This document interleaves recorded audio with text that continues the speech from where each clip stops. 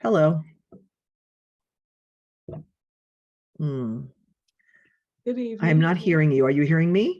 I hear you. Oh, I hear you now too. Okay. I was muted.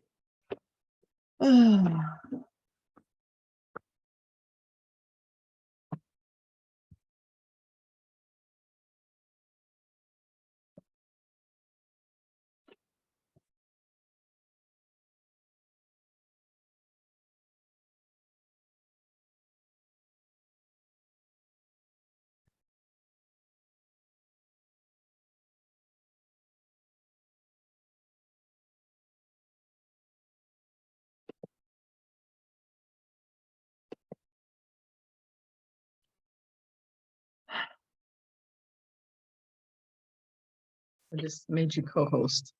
Okay.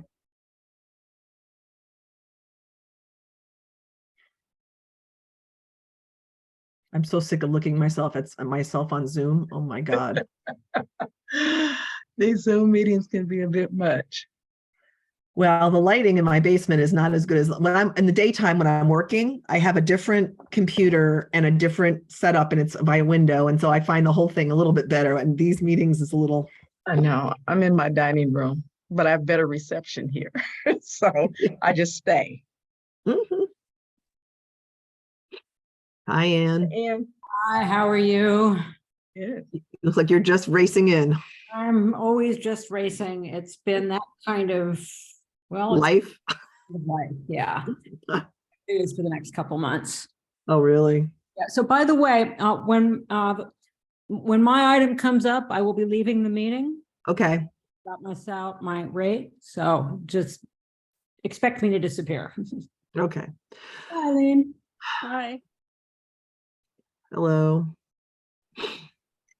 A friend of mine posted her calendar from 2009 and this, she keeps a paper calendar and she showed hers for this year and she's now an empty nester and she just showed the difference between her life when she had two kids at home versus now. My life is actually pretty hectic. And my kids are not living here. I'm going to go turn on some more lights. It's dark in this room. Okay.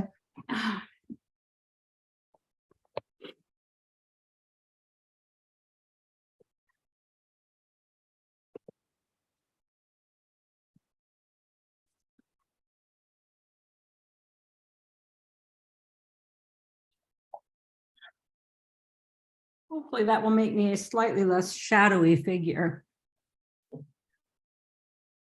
A little better. Got 9 attendees so far, just letting people know since people like to know that. It's not quite. No, it's early. It's still Yeah. early. Yeah. I should pull up the agenda while I'm thinking of it. There it is. And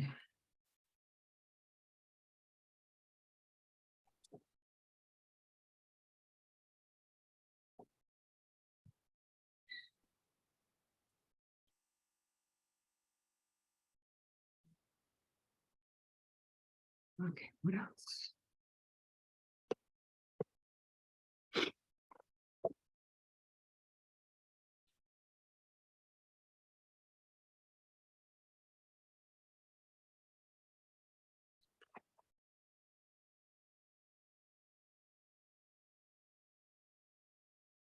And I'm going to probably ask you to talk about the second item as part of, before we even get going, as part of, I'm going to ask you to address that because I think it's important to know why that's on the agenda, why we have to do things the way we do them. Okay. And why we, do you know what I mean? So hold on. First, you have to adopt the first item, right? Okay. Then when it's, I'm happy to talk about why we need to authorize, et cetera. Yeah. Can it be done as part of public? Can I have you do that right in the beginning of the meeting as far as public comment? Because I think there's going to be, there might be some public comment on that and maybe there's some concern. Or maybe I'll try to do that. And if I need any help, I'll ask you. Well, so here's the thing.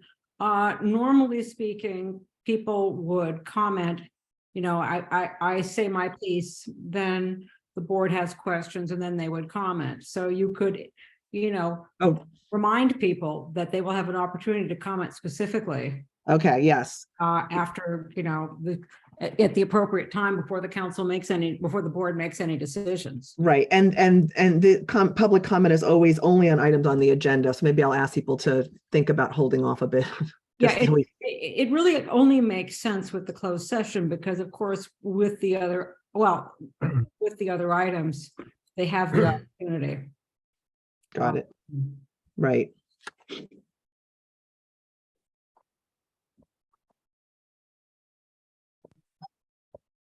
We're waiting for our GM. I think that's the last person we're waiting for. Oh, here it comes. Okay, we are all present and it is 6:02, so I will call the meeting to order. I am KPPCSD Board President Sylvia Hassai, and I'm calling a special meeting of the KPPCSD Board to order, and we'll ask the clerk to take our roll. Director Debbie, Here. Vice President Logan, Here. Director Natoli. Here. Director Shira Swat. Here. President Hassan. Here. So at this point in the meeting, we are open for public comment for items that are only items that are on the agenda, which is a little different from a regular meeting. And I will read sort of just the statement we have on our agenda, which is that if you wish to make oral comments for any items on the agenda, please raise your hand via Zoom. And when I call on you, you will be unmuted and you can address the board of directors. It's helpful if you will state your name clearly for the audio recording, although it's not required, and address your comments to the president and the board and not to staff or other members of the audience. By state law, the board is not permitted to undertake any action or discussion on any item not appearing on the posted agenda. And if you have any documentation that you want distributed to the board, please mail it, email it, or mail it to the clerk of the board, and her information is on our agenda. And note that we have a temporary change of address to 10940 San Pablo Avenue, Building B, El Cerrito, California, 94530. So as I was conversing with our general counsel, there are members in attendance. I see we have 17 participants total, and there were 9 attendees, and many of whom I assume are potentially concerned about item number 2. And what I would just say is if you're willing and will allow us to have a conversation about it, it might illuminate some of the reason why it's on the agenda. But of course, it is your prerogative to make a statement at this time if you wish. And so if anyone has public comment at this time, feel free to raise your hand. Okay, I see none.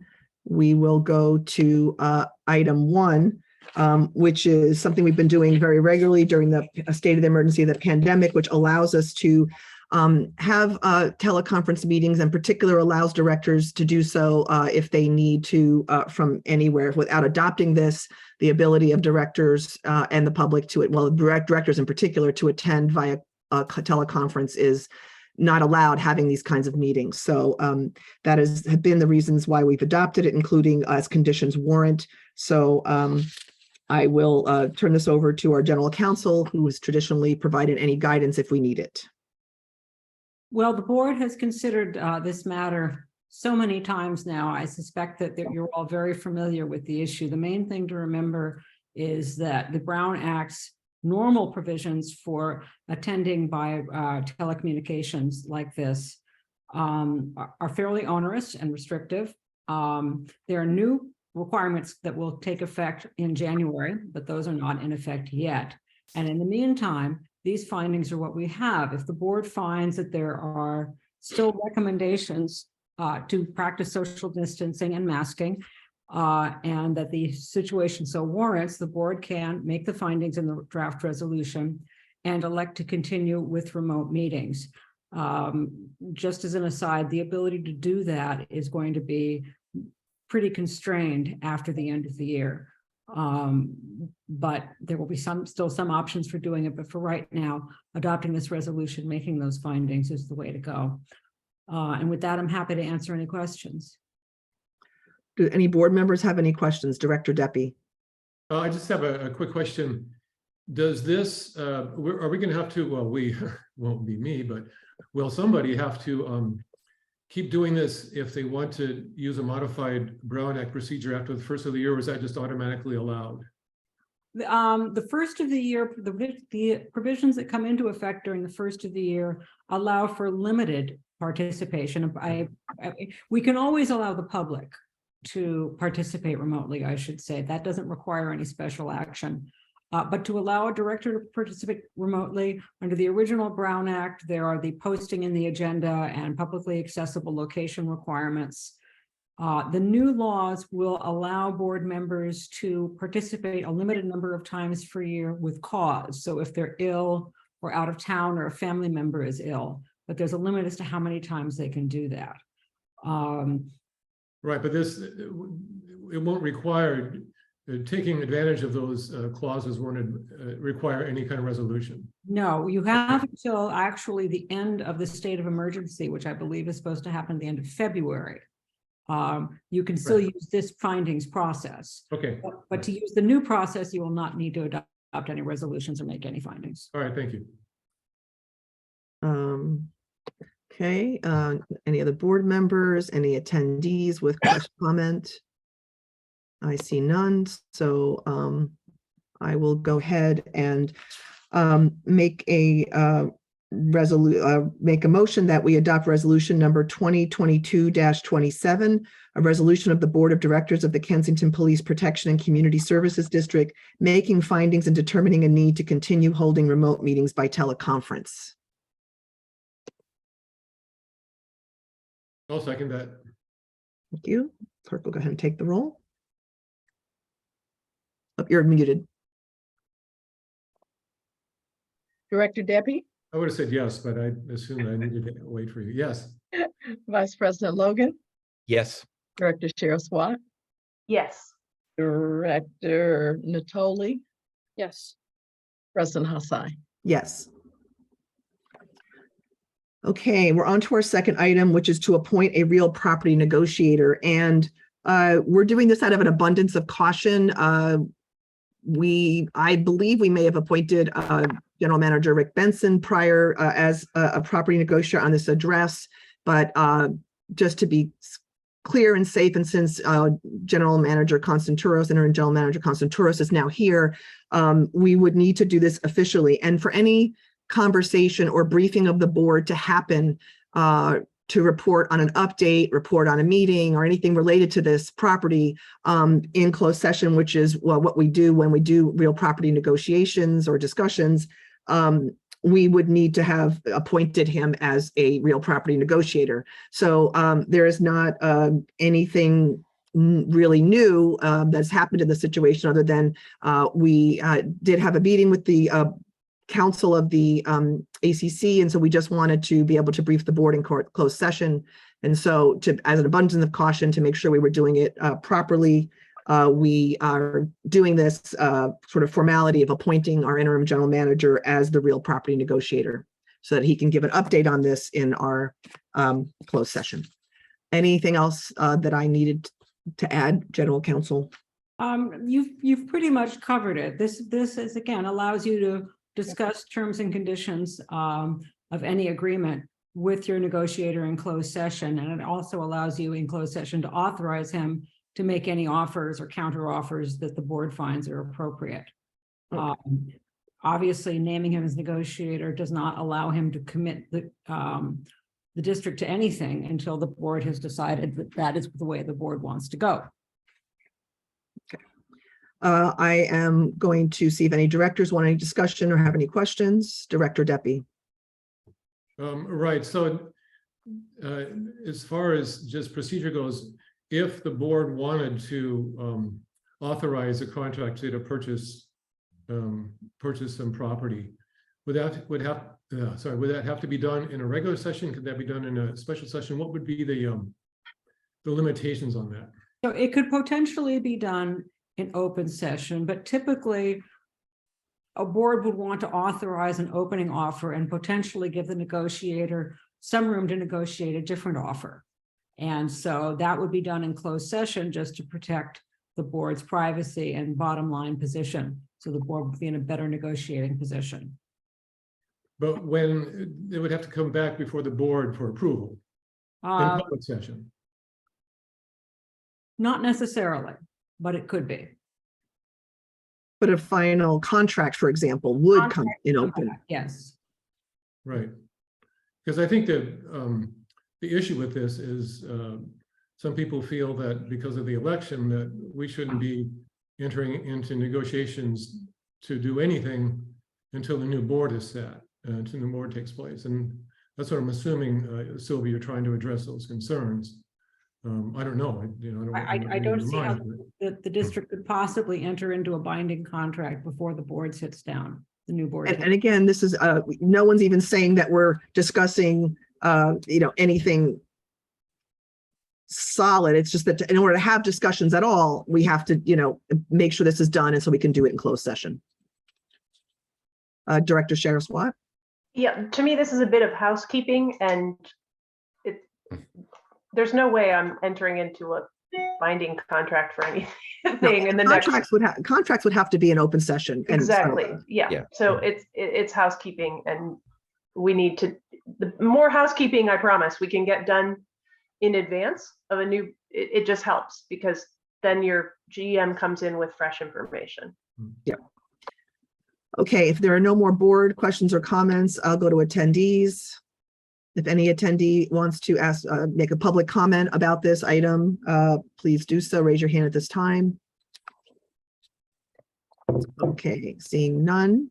I would like to make a motion that the board appoint interim general manager Tony Constanturos to negotiate for the sale or lease of the northern portion of the parking lot on the east side of Arlington Avenue between Arlemont Drive and Kensington Road. I'll second that. Okay, we'll take a roll. Director Debbie, Yes. Vice President Logan, Yes. Director Natoli, Yes.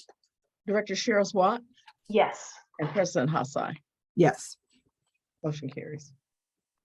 Okay, with that, we're going to adjourn to closed session. This line will stay open. We will be leaving it, and we expect and we'll do our best to be back by 7 o'clock for our regular meeting. Thank you.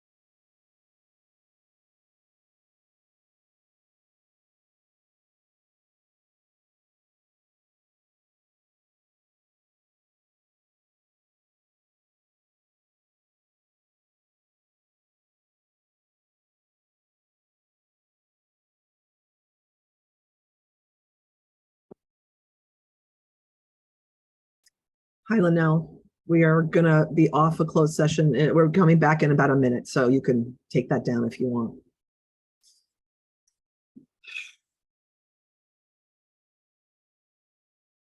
Just to attendees, the board just finished closed session and we will convene at about 7:20. We gave everybody a minute.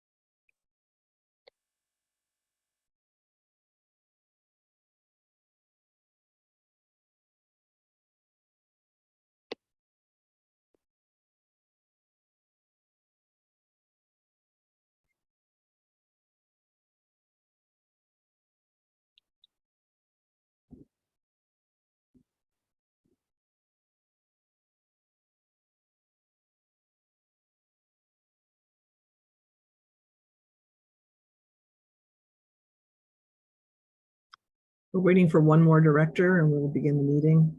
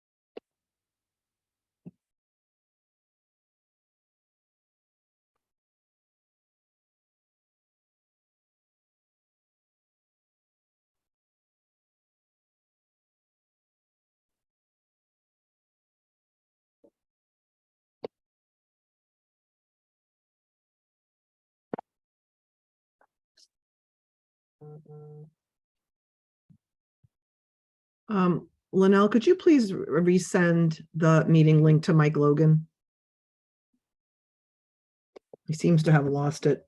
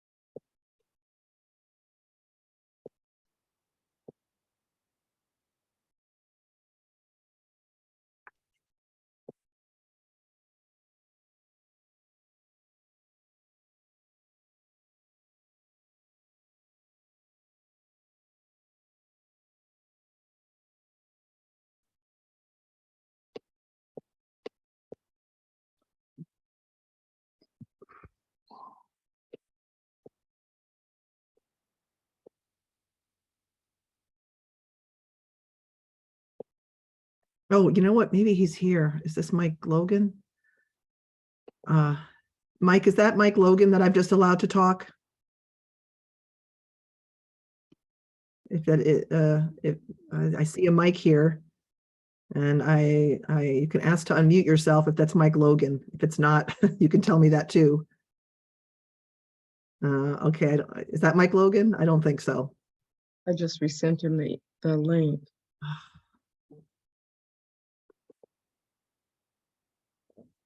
All right, he's asked me to forward him my link. I'm sorry, folks. Just give me a sec. Or I can do it, Sylvia. Okay, thanks. All right, why don't we go ahead and get started? At least I know he's not having connection issues. So I apologize for the delay.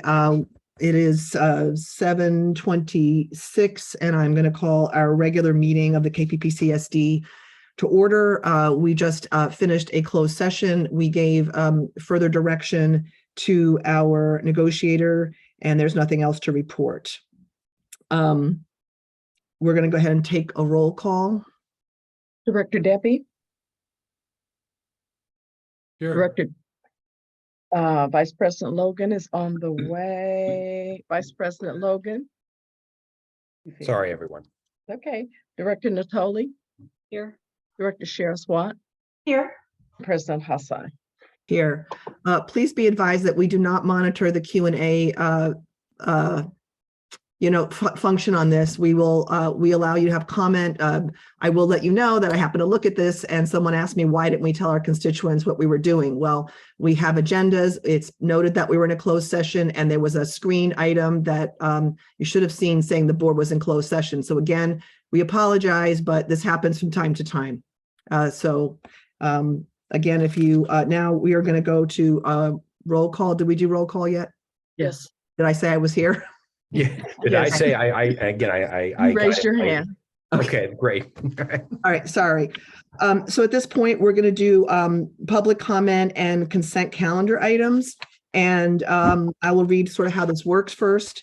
All matters on the consent calendar are considered routine and are approved by one motion and vote unless a board member or the general manager first requests that a matter be removed for separate discussion and action. Individuals wishing to address the board of directors concerning consent calendar items or matters not already on the agenda are invited to make oral comments.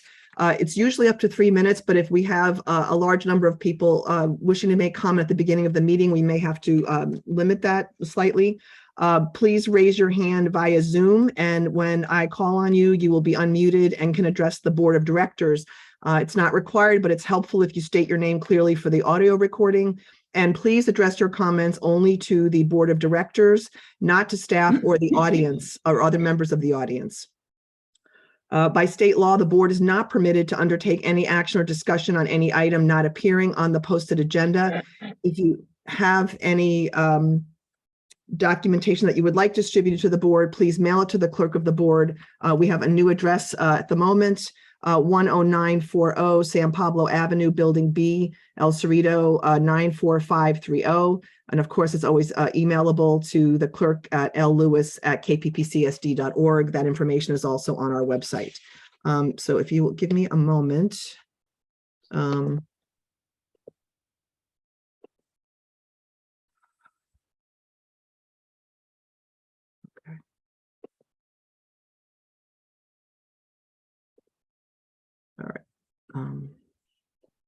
If you wish to make a public comment on items not on the agenda, please raise your hand. I've had some people ask me today if this would be an appropriate place to thank board directors for their service. Of course, we did have an election. We look forward to welcoming new board members next month. And although it's not yet been put out officially, we're hoping that we can have a in-person swearing in or at least a swearing in at 5:30. The plan would be for something that's in person. And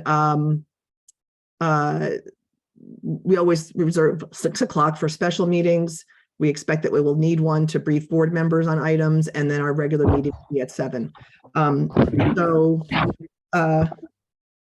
At this point, I'll go to public comment. Again, raise your hand using the Zoom function. Ugh. My computer's so weird today. Ugh. All right, yes, everyone who wants to raise their hand and make a comment, please raise it now because I need to manage my time as best as I can. And I like to make sure we don't have an overwhelming number of people or anything to address us. Okay, again, items not on the agenda. All right, so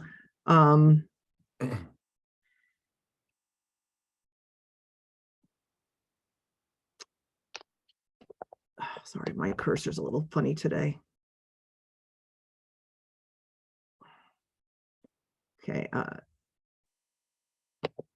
Janice Kosel, you should be able to unmute yourself. Thank you. Thanks, Sylvia. It's a real pleasure tonight. Can you hear me? Yes. Yes, if other members could mute themselves, sometimes it's loud. Directors maybe at this point too. Okay, it's a real pleasure tonight to be able to come and pay tribute to Rochelle Sherris-Watt and express my deep appreciation for her service on this board. Rochelle joined the board at a time when it was plagued by incompetence and corruption, both the board and the police department. Moreover, both the police and the fire departments and both the police and the fire boards acted with a sense of animus towards the other. Yet, through the magic of Michelle's brilliance, insight, creativity, and skills in interpersonal relationships, look at where we are today. And before I talk about where we are today, I'd at least like to mention one other trait of Michelle's that I particularly admire. When she chooses to be so, she can be an incredibly tough customer, something I suspect has served her well as a mother of 5 and probably also as a member of this board. At any rate, here we are today, and both boards find themselves working cooperatively together to address the common concerns of the community. And we have an outstanding police department. What a few short years ago seemed an unachievable dream. I am so proud of your achievements on this board, Rochelle. I'm proud and delighted to have walked this journey with you, and I'll always remain your friend. And then I think I have a few minutes, a little bit of time left so I can laud my other friend, Mike Logan. Mike Logan is a great guy. One of the best things about being a volunteer in the community is that volunteers tend to be really nice people. There are very few losers who engage in community service. And that observation certainly applies to Mike Logan. He may be one of the nicest, most decent individuals you will ever meet. He's only been on the board for 18 months, but in that time, he's made a real impact. He's been a strong supporter of the police and scouted out possible temporary and permanent locations for their site. He's been active on the finance committee and given the board sound advice on the budget. We on the fire board very much appreciate his assistance in the recent community evacuation drill, which we conducted. In all of those endeavors, Mike is unfair to others' viewpoints. In short, he's just the kind of person you would want on your board. Thank you, Mike, for your service. Thank you. And thank you as well for yours. And we're going to go to our next commentator, Katja Deniergaard. You can unmute yourself. Thank you and good evening, Board President Hassai and directors. I feel called to say I feel very distressed and heartbroken at the thought of so many trees in Kensington Park are about to be cut down. And I'm looking at item 10 of the October 13th board packet, and I find misrepresentations and inaccuracies in the background of the ground of why you voted to cut down a huge number of trees in the park. One of them was that you said that Monterey pines have a lifespan of 80 to 100 years, and many were planted in the Bay Area in the 1940s.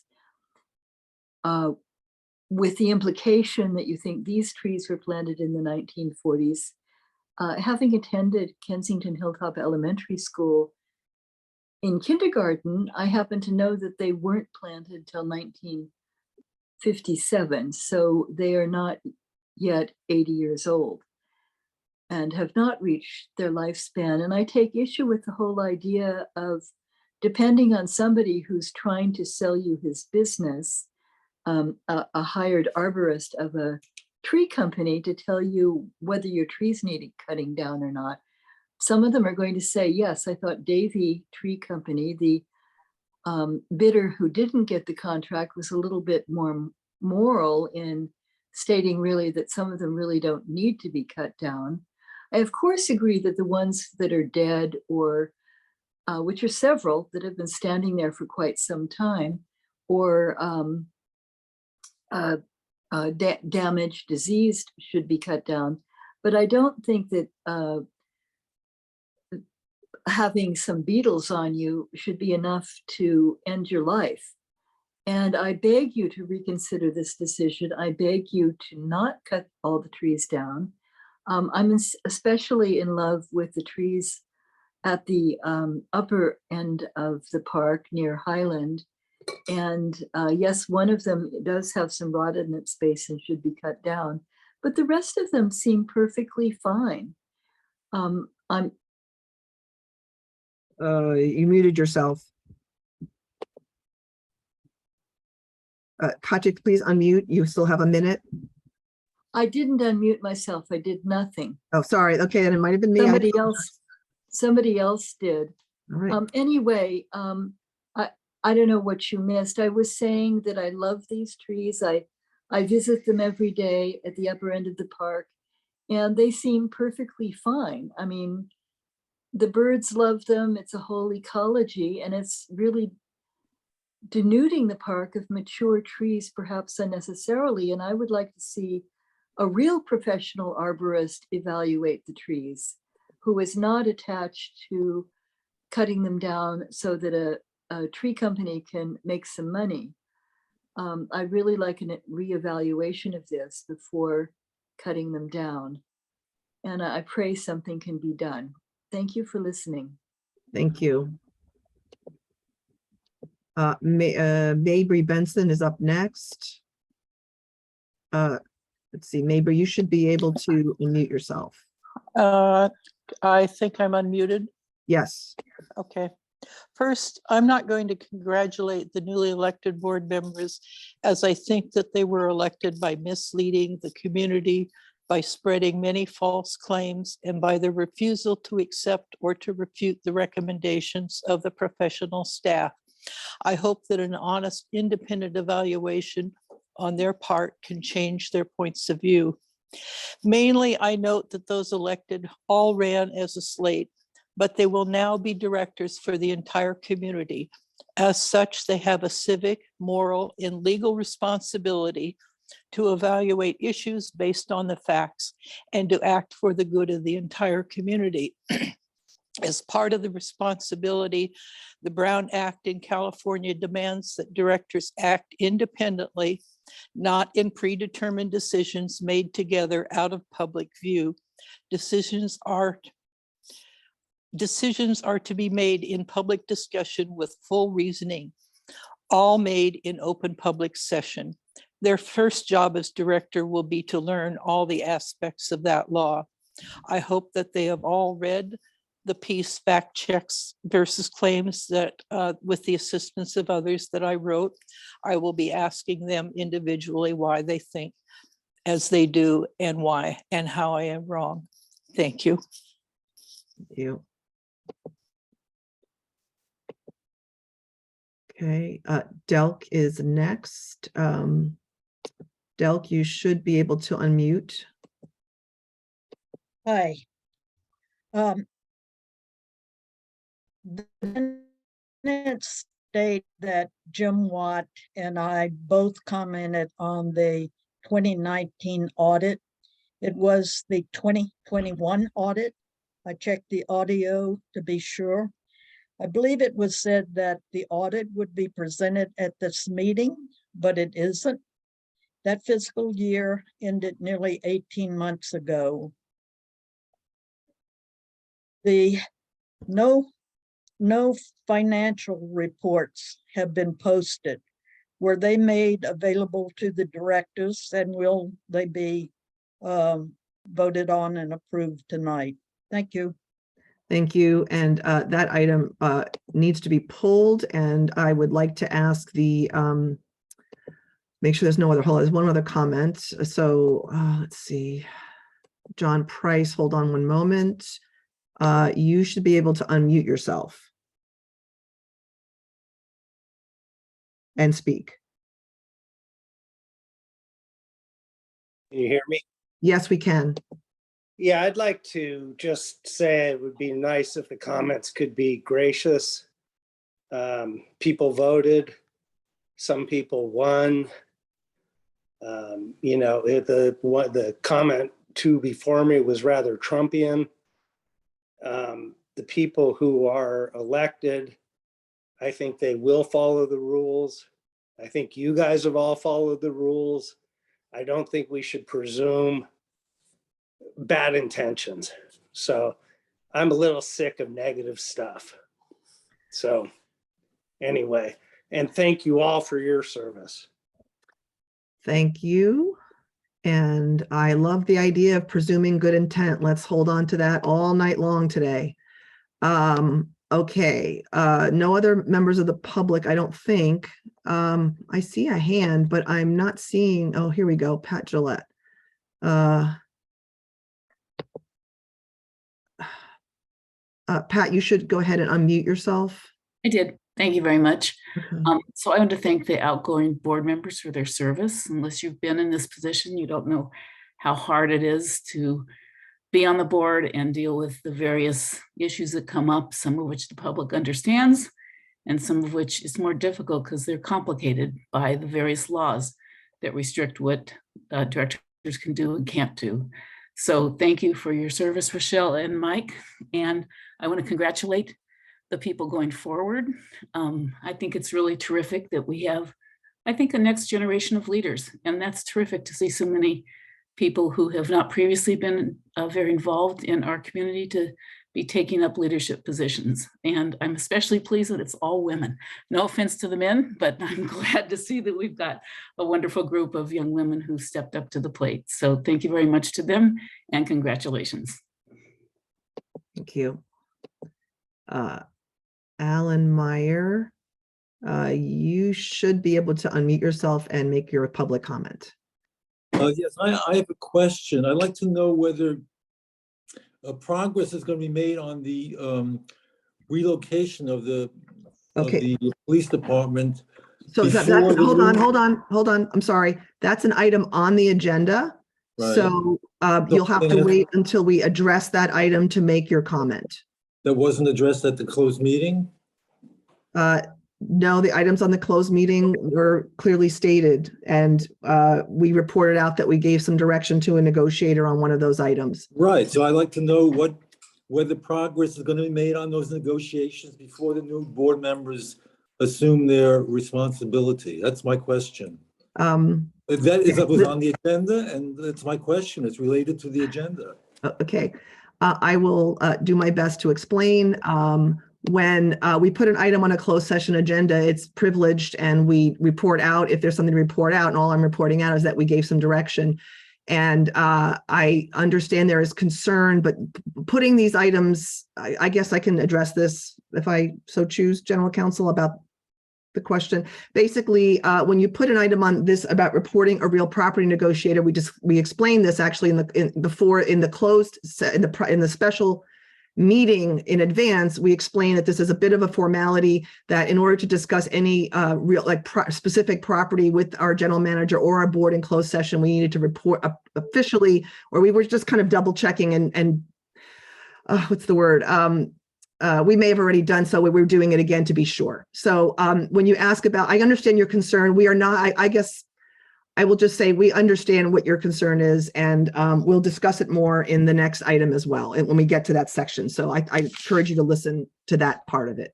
And this item is usually for public comment. We address certain questions, and I would like the general manager to address the item on the agenda, which the consent calendar, which I believe needs to be pulled, around financial reports.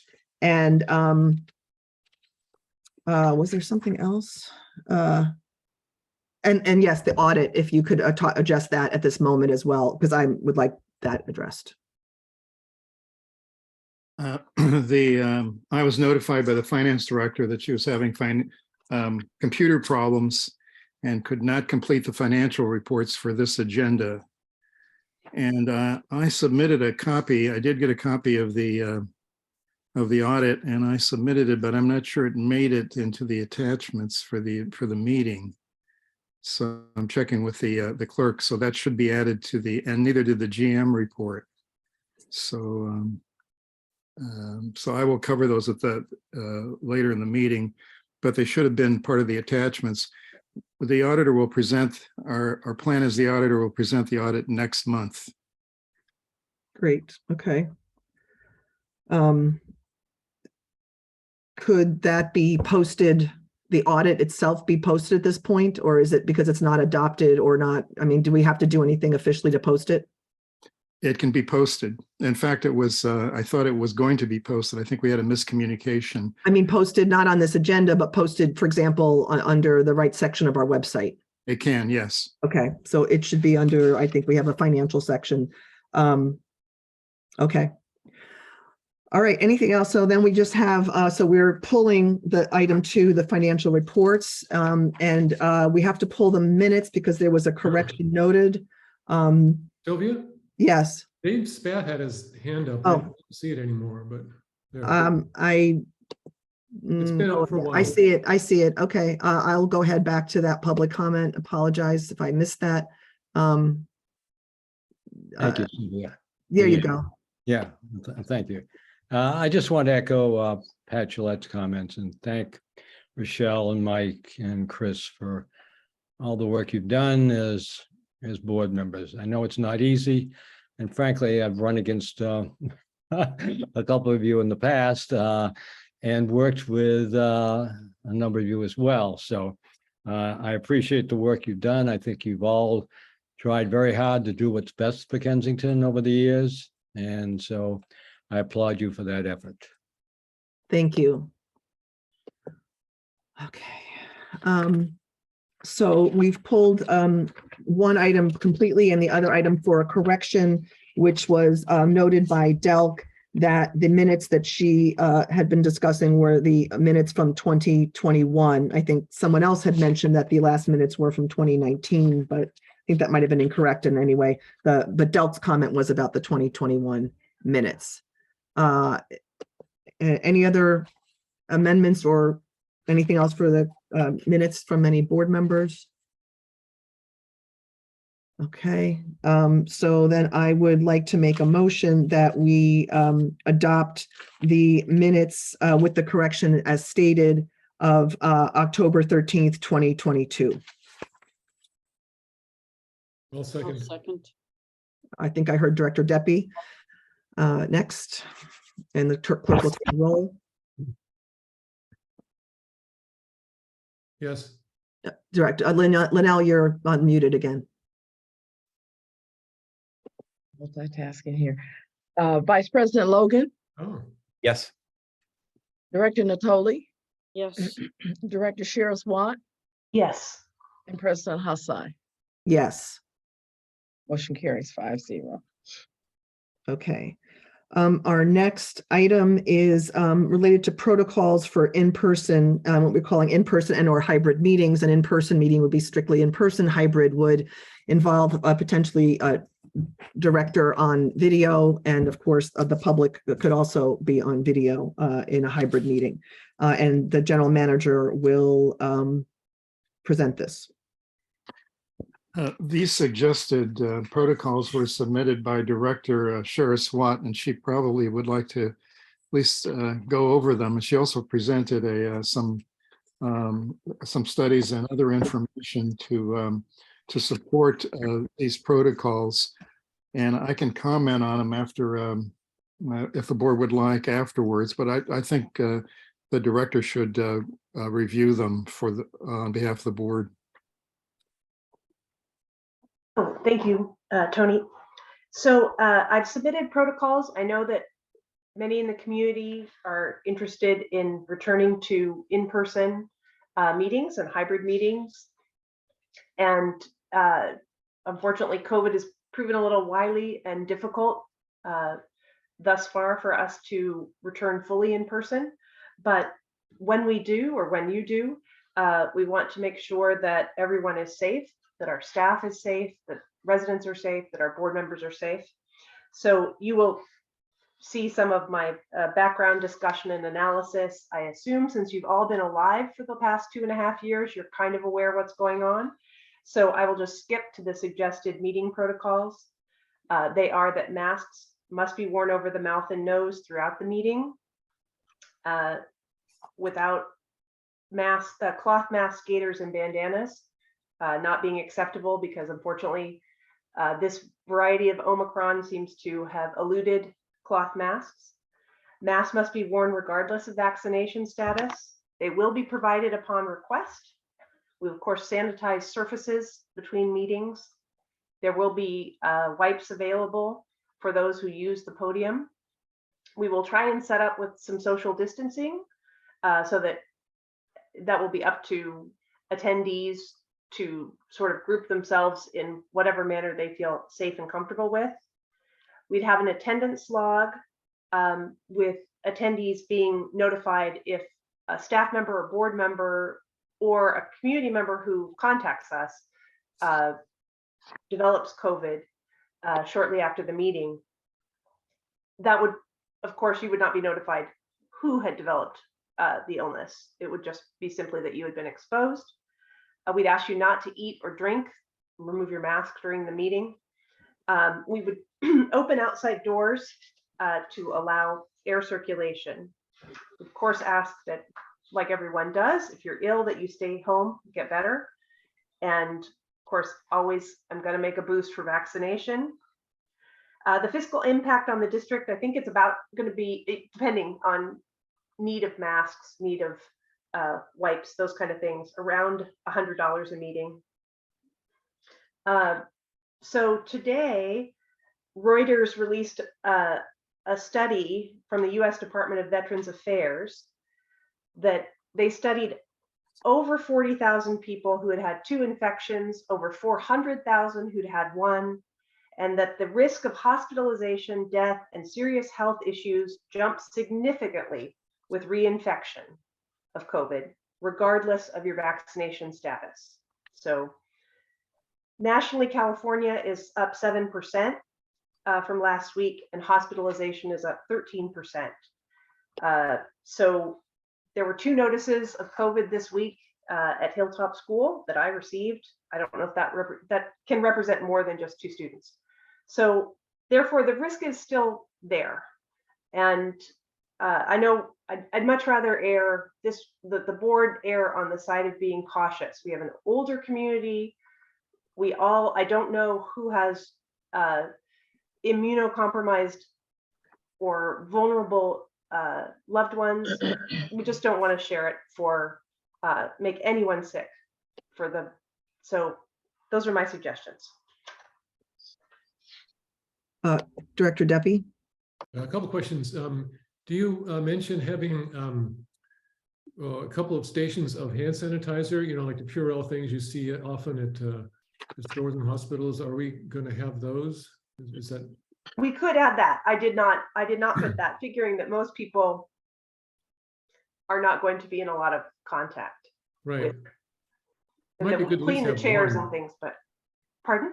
Might be good to have one. I guess it's not really part of a protocols per se, but maybe for staff to have one. Okay. As far as masking, I'm assuming that goes for everybody that enters that room, whether it be the public, the board, the staff, maybe somebody helping out with a hybrid meeting, whatever. If you enter that room, you need to have a mask on. That would be my assumption, Yeah, okay. because I attended the fire board meeting last night, and there were unmasked people, people removing their masks to speak. Right. There was a lot of social distancing, but it leaves, of course, someone a tad uncomfortable who, if you need to be protected. And right. Okay. Thank you. Other board questions or discussion? Director Logan? You're muted, yeah. Okay, yeah, right. Yeah, I just because, and again, thank you, Rochelle, for doing this task, because I know it took some work here, but since this does change a lot, do we want to build in some kind of automatic reevaluation mechanism into our protocols? Because we assume that it's going to change, whether it gets worse and we need to add more, or it improves and we can perhaps change something. Do we want to, like, say, every 6 months the protocols get automatically reviewed, so we don't have to, in a sense, pre-do it for one board meeting, just to keep it more quickly, just to move it along? General Manager Constantouros, you have your hand up. I wanted to note that the recommendations here exceed the current practices that you find in most organizations and most public meetings. The masks are generally currently recommended, but not required. This is just a general statement now of organizations. In addition, the suggestion here, just to make sure the board understands, is that only a surgical or N95 mask would be required. So no other masks would be acceptable. And there is an enforcement issue. We would probably need someone to enforce, if the board proceeds in this direction, that people wear the masks, do not remove them during the meeting, and also verify that it's an N95 mask, or else they would not be allowed in the meeting. And we don't have any staff available to do that. We probably would have to use an officer or a volunteer of some kind. Director Sharaswat. well, I was going to say, as far as masking is concerned, we just ask, if we supply surgical masks, then folks can put those on when they come in if they don't have a mask. It is stricter. It absolutely, I know there are lots of places where, but we're a public safety organization. We have not lost an officer to COVID. It was the #1 killer of police officers last year. I don't want any staff member, I don't want any community member to be sick. And with new reporting on the fact that, I know lots of people in the community have had COVID. I know we've had an elderly community member die of COVID, at least, so I guess it just, from my point of view on the public safety issue, it's really important to me that our community does not get ill. And so that's why I'm a little bit adamant. And I do understand the enforcement issue. I kind of hope that the folks in our community are public spirited, health minded, that kind of thing. And I mean, it may take seeing through a meeting to see what happens. Director Deppie. Did you have your hand up? Yeah, sorry. Yeah, I agree. As far as enforcement, I would agree with Director Sheriff Swat. Go see at the first meeting if just voluntary compliance works. If not, then reevaluate. And as far as masks go, I had to visit a family member in the hospital recently, and they required everybody to wear a clean mask. It didn't matter what kind of mask you had. They had boxes of medical grade masks there, and there was no problem with people who came in with their own mask, taking it off temporarily and putting on the medical grade. So I don't think requiring people to have the medical or N95 masks is a onerous burden if we supply them. That's easy. Yeah, I think overall, there was a time at which the switch became very clear that an N95 or surgical grade, or an N95 in particular, was the best protection. So many folks have already made that switch.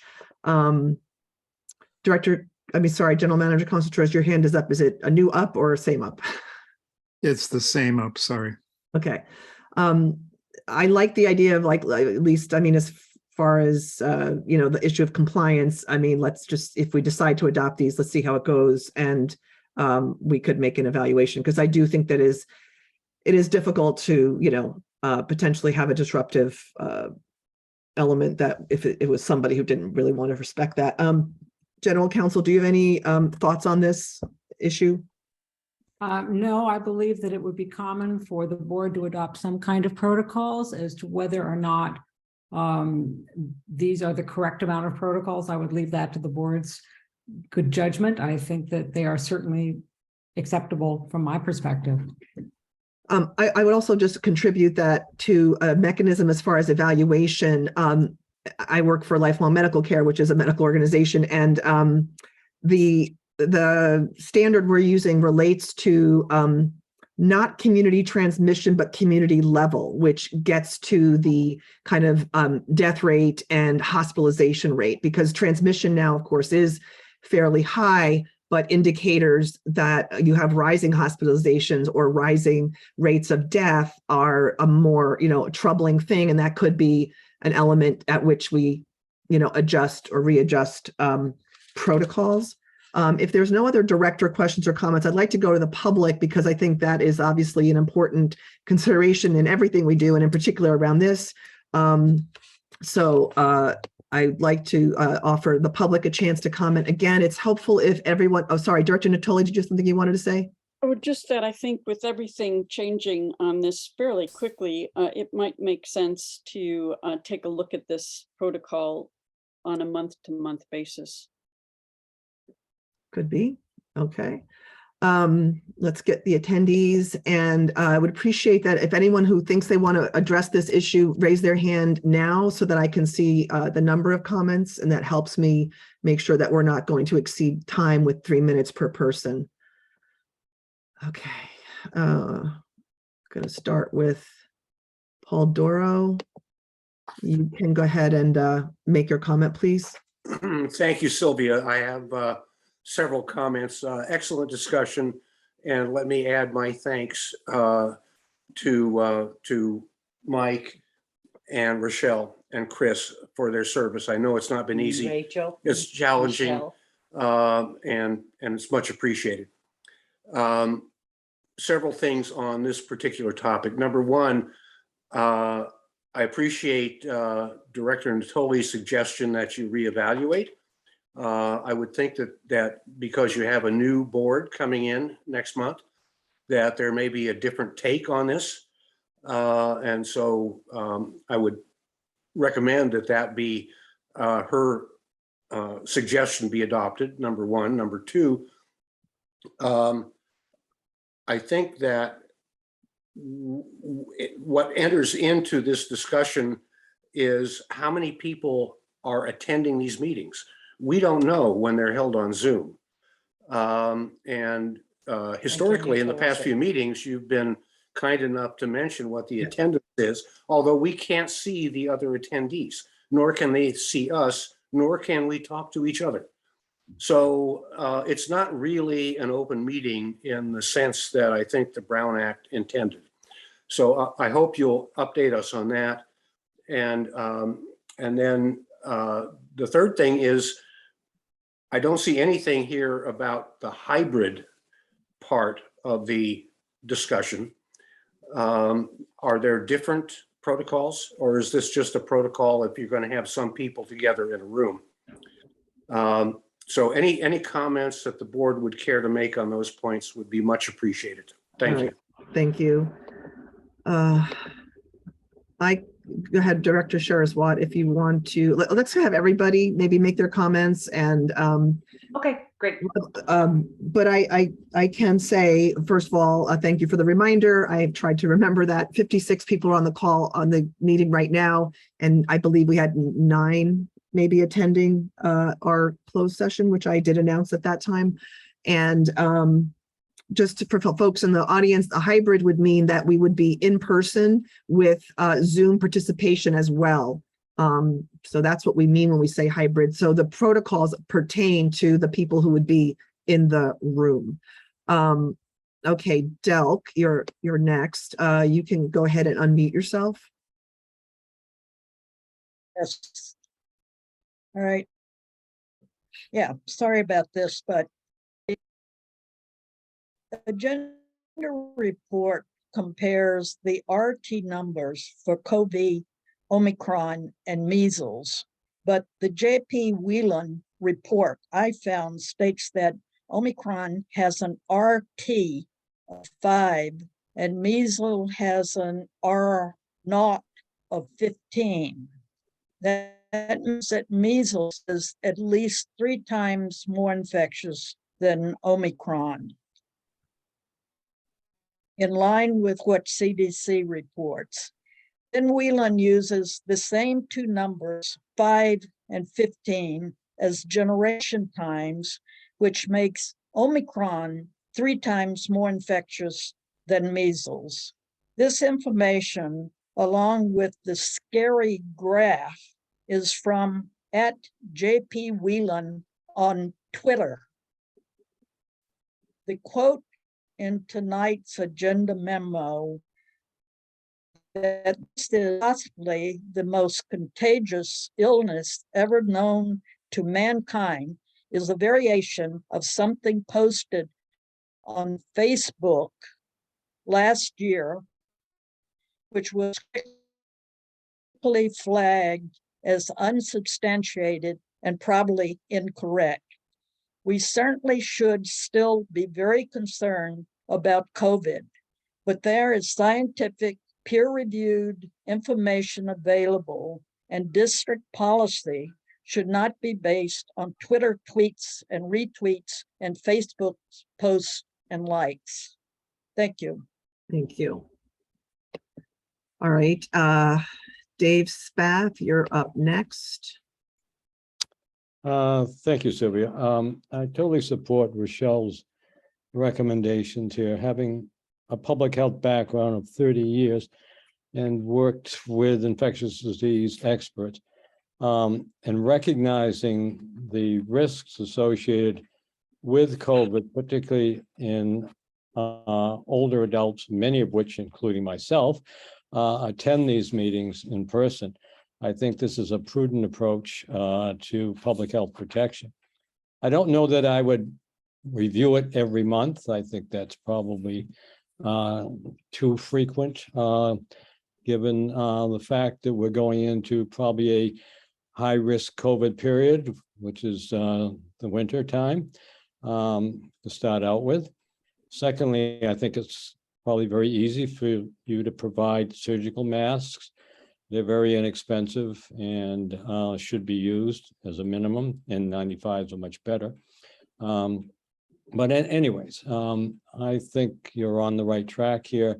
I think this is about protecting people and protecting the most vulnerable, as I said, many of which will be attending these meetings.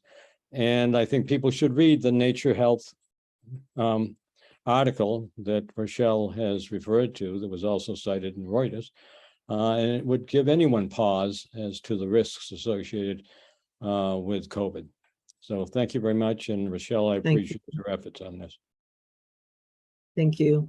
We are obviously at a public meeting, and our board members elect are now under the Brown Act restrictions. And so if any of them wish to make a comment at this time, I'll invite it because we are in a public meeting. And if they have anything they want to say, obviously they're going to be making these decisions next week, next month. But if there was any comment, this would be a time to do it because you are in a public meeting. Okay. Last chance for comments. We probably will, and then we'll go ahead and have Director Sherris-Watt and Director Deppie have their hands up. Director Sherris-Watt, you were hands up first, I believe. Okay, just to address a couple of the questions that came up. We don't know how many people will attend in person.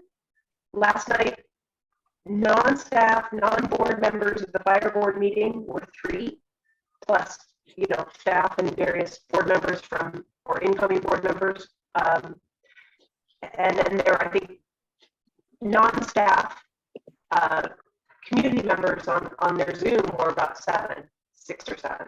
So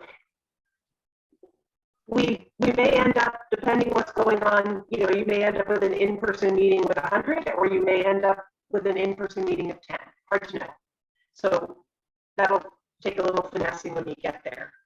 Hold on, Director Sherris-Watt, I don't know if anything is covering your mic or you've got your sound is a little off. Just make sure everything is okay. Is my sound out? It's not off. It's just, off like it's a little weird. There's like an echo as you Or talk. like a crunching. Garbled, I believe, is what they call it. It's like popping in and out very fast.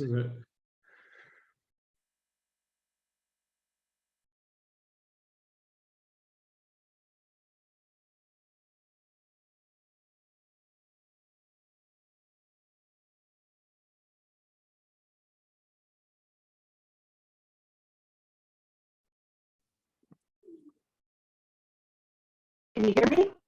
We can hear you. I'm hearing it fine, just a little kind of staticky, but I'm hearing it clearly.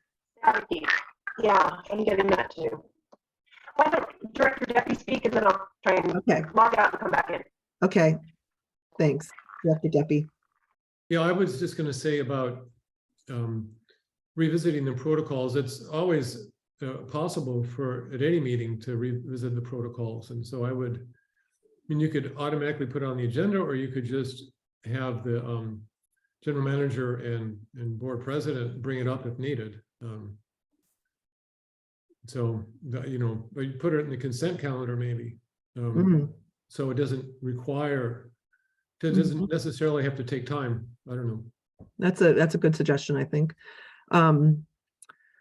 I think my only, I want Director Sherris-Watt to be on before I speak because it's, something she worked on. But I do think that suggestion of kind of having it as a consent calendar item might be good, especially since we are heading into winter and, the next few months will probably see a rise most likely. I know some folks think that Twitter is kind of a crazy place, and I generally agree, but there is an amazing amount of niche journalism and information happening there. So I wouldn't always discount something that has a Twitter, what you call a sort of a citation.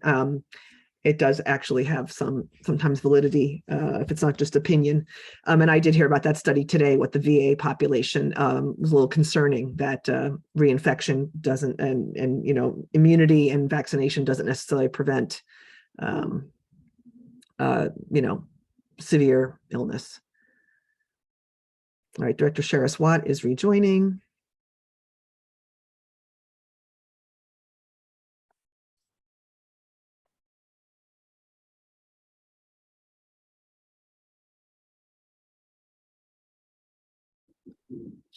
Okay, Director Sherris-Watt, you're back.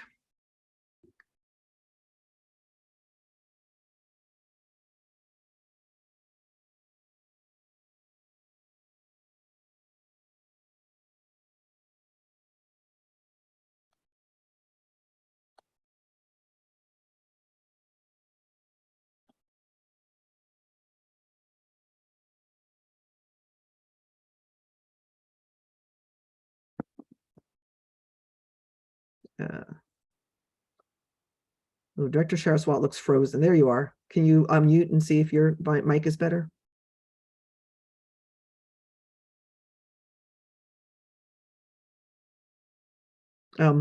I just wanted to say that perhaps people would have the ability to take their mask off at the when they were speaking, or for example, I'm imagining, a photo op during a swearing in session. I've, been in instances where quick taking off your mask it can be allowed. So I would suggest maybe that might be a little bit of a possibility.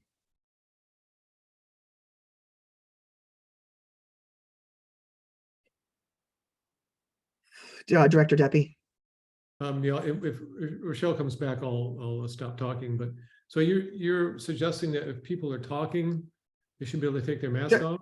Just if they're speaking at the mic. I mean, on one hand, that's when they're going to Yeah. be emitting the most virus, is when they're sitting and talking, especially maybe loud at the mic. I would think the last place you'd want them to take their mask off. right. I definitely didn't mean just sitting in the audience. No, but I mean, at the mic, they're typically, Yeah. speaking louder. And Yeah. Okay. so- Good point. Well taken. I mean, but I also think taking your mask off to take a sip of water is usually not really high risk. No, unless someone's sipping and sort of on a straw for 2 hours or sucking on a Yes. lollipop or something, which Yes. I've seen. Yeah. Okay. Well, I guess we should, let's see, I want to. I think Rochelle is having computer problems and it's logging, she's being locked out for some reason. Yeah. Could you move this to a later point in the agenda? So, because she should really be here when we vote. I agree. Perhaps She's rebooting apparently. General Counsel? I was just going to suggest that she call in by phone, but if she's rebooting, that should take care of it. All right. I will go back to the public one more time, just since we've had some more discussion. If someone hasn't spoken yet and now wants to make a statement, Pat Gillette's hand is up.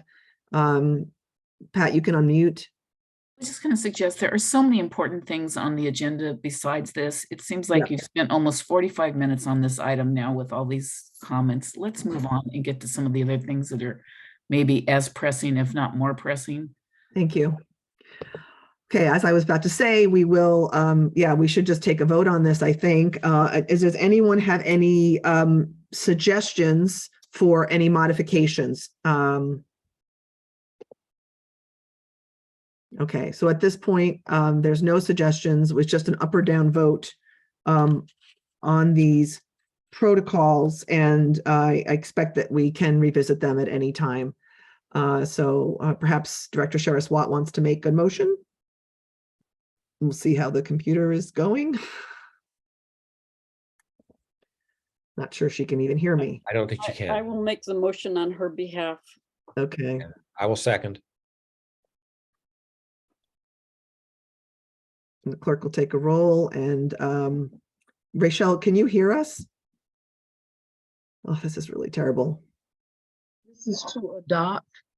Wait a second. I think you wanted to make sure that Rochelle can hear. Yeah, right? I'm not sure how to handle this, Anne. Can you give me some guidance if she's not responsive and she's in the meeting? That's an interesting question. Has anybody tried calling her cell phone? I'm asking her right now if she can call in and I'll give her the number. Legally, you can proceed as long as you've got a quorum, but I understand that this is Rochelle's item. I think within a minute she should be able to call in. I would give it one more minute. Okay, we'll do that, and we'll do our best to get through it. We actually have plenty of, I think we have enough time for what we want to do next. And I know the public probably has a lot of concern, but hopefully it will be allayed.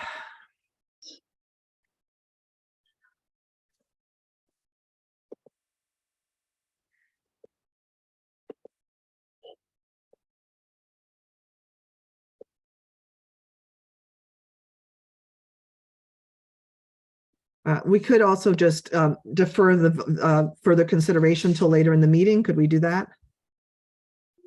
You could continue the item till later in the meeting, yes. Okay, I think that's what we should do. And the next item also requires her participation, but I also believe that Director Natoli can begin the item. And so we're going to defer a vote on the protocols till later in the meeting. And we're going to go to item 4, some recommendations for Kensington Park improvements. This is the second month we've had this on the agenda, and I'll let Director Natoli begin this item. Sure. There's been, well, Director Sheriff Swat and I have walked the park a number of times and identified a number of issues in the park that could be improved. The items that we identified are all part of this park, part of this report, and we have estimates. Some of the estimates are a little bit closer to reality than others, but they include things like installing bollards. As people may recall, we had a recent episode of where a car overran the parking strip above the tennis courts, and it turned out that there was also a prior incident where a car had overrun. That's an area where there's a lot of kids. The more recent one actually went into the tennis court a little bit. We have a recommendation for installing bollards, not only along that parking strip, but along the perpendicular stretch right in front of the meadow by Building E. In addition, the parking lot area, the lines for cars has pretty much faded. We recommend that those be repainted. We also have recommended that the basketball court be repainted, the lines for the basketball court. There's also benches that are broken near the basketball court. We recommend that new benches should be placed there. There's a barbecue that needs to be removed. We also have a couple of electrical outlets that need to be better secured than they are, including one by the rec building that people have tapped into on occasion. There's also stairs from the fire road to Building E. These can become slick in the rain. I think you meant to the annex. No, to the No? Building E. There's two stairs. There's stairs by the annex and there's also stairs by Building E. The stairs by Building E need to have the dirt removed behind them and dug out and base rock installed. There's also stairs by the annex that have a different rise and run, and they also jut out at unpredictable angles. So those both set of those stairs need to be replaced. Director Sheriff-Swat, do you want to continue? Are you back on with us? I am, and you are at the sorry. But we deferred the protocol vote till later, and we're just going over this and you know, perhaps at one point, anyway, yeah, so Director Natoli was running through the list. I thought there was some talk about, like, you know, prioritizing these things. Yes, there is a list of all these items that was included in the agenda packet. Just to go through the rest, there's also a suggestion for pickleball courts and also for a dog park. The dog park is because a lot of residents have been, and non-residents for that matter, have been coming and using the meadow by Building E. In some cases, there are kids playing and the dogs are running around between kids trying to play. In some cases, I understand there's dogs that have dug holes, and that's posing a hazard for people that are walking across the meadow or playing. In addition, there's some additional bark replacement and plantings that need to occur. And there's also repairs to Building E. We understand that there had been a prior repair to the building and with a window replacement, but the contractor did not include flashing. We understand that the roof may be leaking and in need of repair, and that the bathroom door does not close properly. We suggest that there be an inspection of the building and then needed repairs.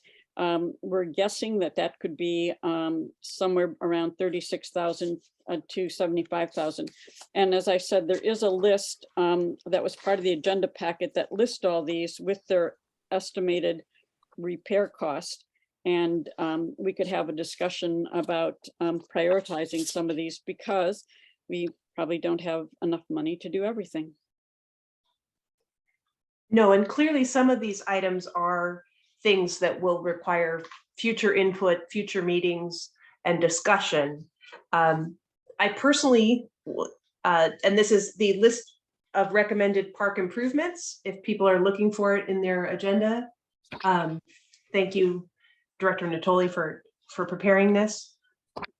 I would say that for the board members, some of these are real obvious. They can be authorized by the general manager, things like bark replacement, the handles on the community center, because you want to lock some of those doors. But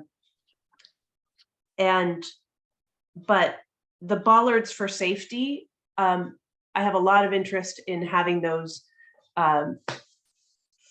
installed. We've had 2 cars within, I think, 2 years go over the edge. And unfortunately, all it takes is someone walking on that path when someone mistakes the brake for the gas and to really, hurt somebody. And we have a lot of parking that's just directly adjacent to play areas. So. Okay. Anything else from your point of view? I don't think so, unless board member questions or anything. I'd like to ask the general manager a little bit, because there are definitely things on this list that may not even really, that are routine and should be budgeted for. And there are other items that, as Director Sherris-Watt pointed out, really are, something to be looking at the 2023-2024 budget process, which will happen next year. On the bollards, I'm concerned about the numbers. I can't even imagine how that many could be installed. And I wondered if we could just get a little, maybe get, I don't know who looks at it, but the number just seems awfully high. And so maybe we could, again, bring some of these issues back with a little bit more detail. I'd like to ask the general manager for his sort of input on some of these items. And yeah. Yes, thank you, President. So I think that the items that fall within the general manager's $5,000 spending limit we can go ahead with those items with a little review of them first. And the remaining items can be placed with a budget review for next year's budget. And what we can do is make a list of those items that we could do immediately and send them to the board to see if there's any input or any comment on those items. There's quite a few of them. And but those we can go ahead and start working on those immediately, unless the board feels differently. And the larger items, such as the building repairs, clearly, and the pickleball court, probably should go with the next year's budget. What was the first item you mentioned? The pickleball court and the bollards? The building repairs. Well, the building repairs, yeah, those actually I thought were budgeted for this year, because we've known about the roof leak, and if that hasn't been repaired, it certainly should be. And frankly, I'm not sure that it can wait, because the problem on the west wall relates to moisture, and we've already had, imagine the rain we've had now. So again, we need to get that estimate, and the last verbal estimate several years ago was about $50,000. So I think we're looking at, between 55 and up to 75 potentially. That estimate was not including the roof, it just included the west wall. So we still need to bring that before the board anyway, because it would be such a big amount, it would have to be approved, but that is a higher priority item. Director Sherris-Watt and Director Natoli, your hands are up. Director Sherris-Watt, I saw yours first. I would agree with you on the building repairs. I apologize for my computer difficulties, unexpected, but and so because I'm now not on my own computer, I had a series of photographs that I hope to show you, but Director Natoli and myself saw that, took photographs of that wall, and the paint is puckering, and some of it's sun damage, but it is really rough. And I would be worried and concerned about that, and very concerned about the roof. So I would agree that that's a really high priority. And I agree with you. I think it is budgeted for this. And the other thing I did want to add is that one thing that was missing was a reservation system. I would like to have a reservation system for the tennis courts. Eventually, if you approve a pickleball court, the same, some kind of computer system that people can pay for it that way, rather than the rather archaic way we try and do it now. And a huge thanks to Bill Driscoll and Fernando Herrera, who oversee so much of our projects, and for helping us do this. Okay, Director Natoli? In answer to your question on the bollards, Lieutenant Harms, our traffic safety officer, and I, and Director Sheriff Swat went and looked at where bollards needed to be placed in front of each parking spot.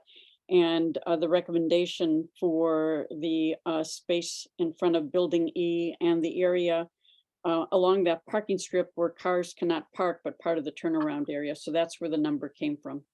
Oh. Okay, I suppose, I mean, I don't think we could, I would personally still like to wait a little bit, because that turnaround area doesn't have the same issue.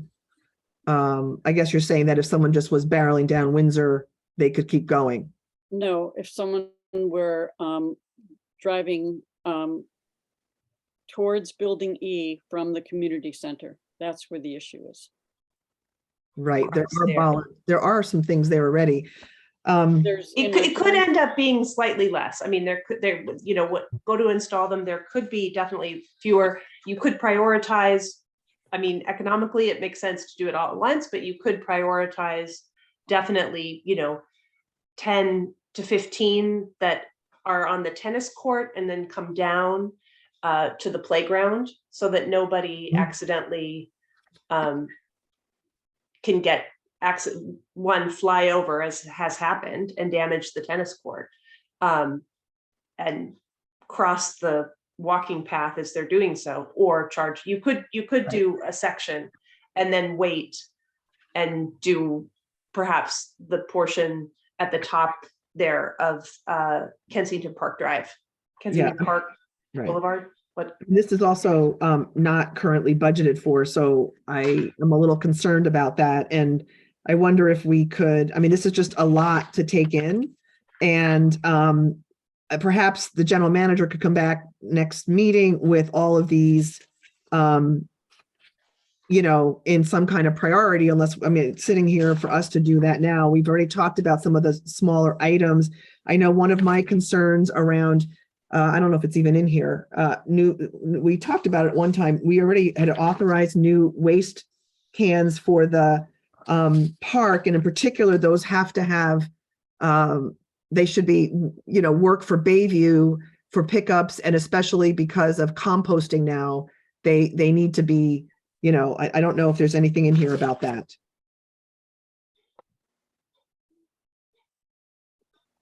There is not. Oh. Go ahead. Perhaps General Manager Constantinos wants to address the containers in the park.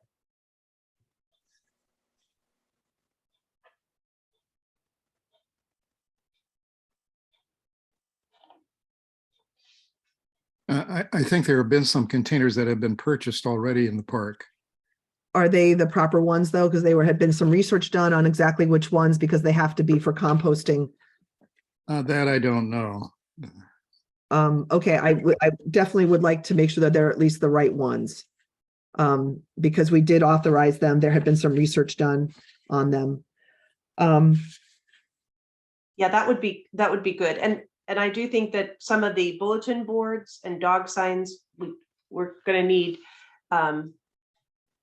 those should be evaluated and hopefully approved before the next budgeting. It's some of them, handicap parking is a little poorly labeled, so. It's about the dog signs in the park. I'd say most times when I go to the park, there are people with their dogs off leash. I'm assuming it's not supposed to happen already.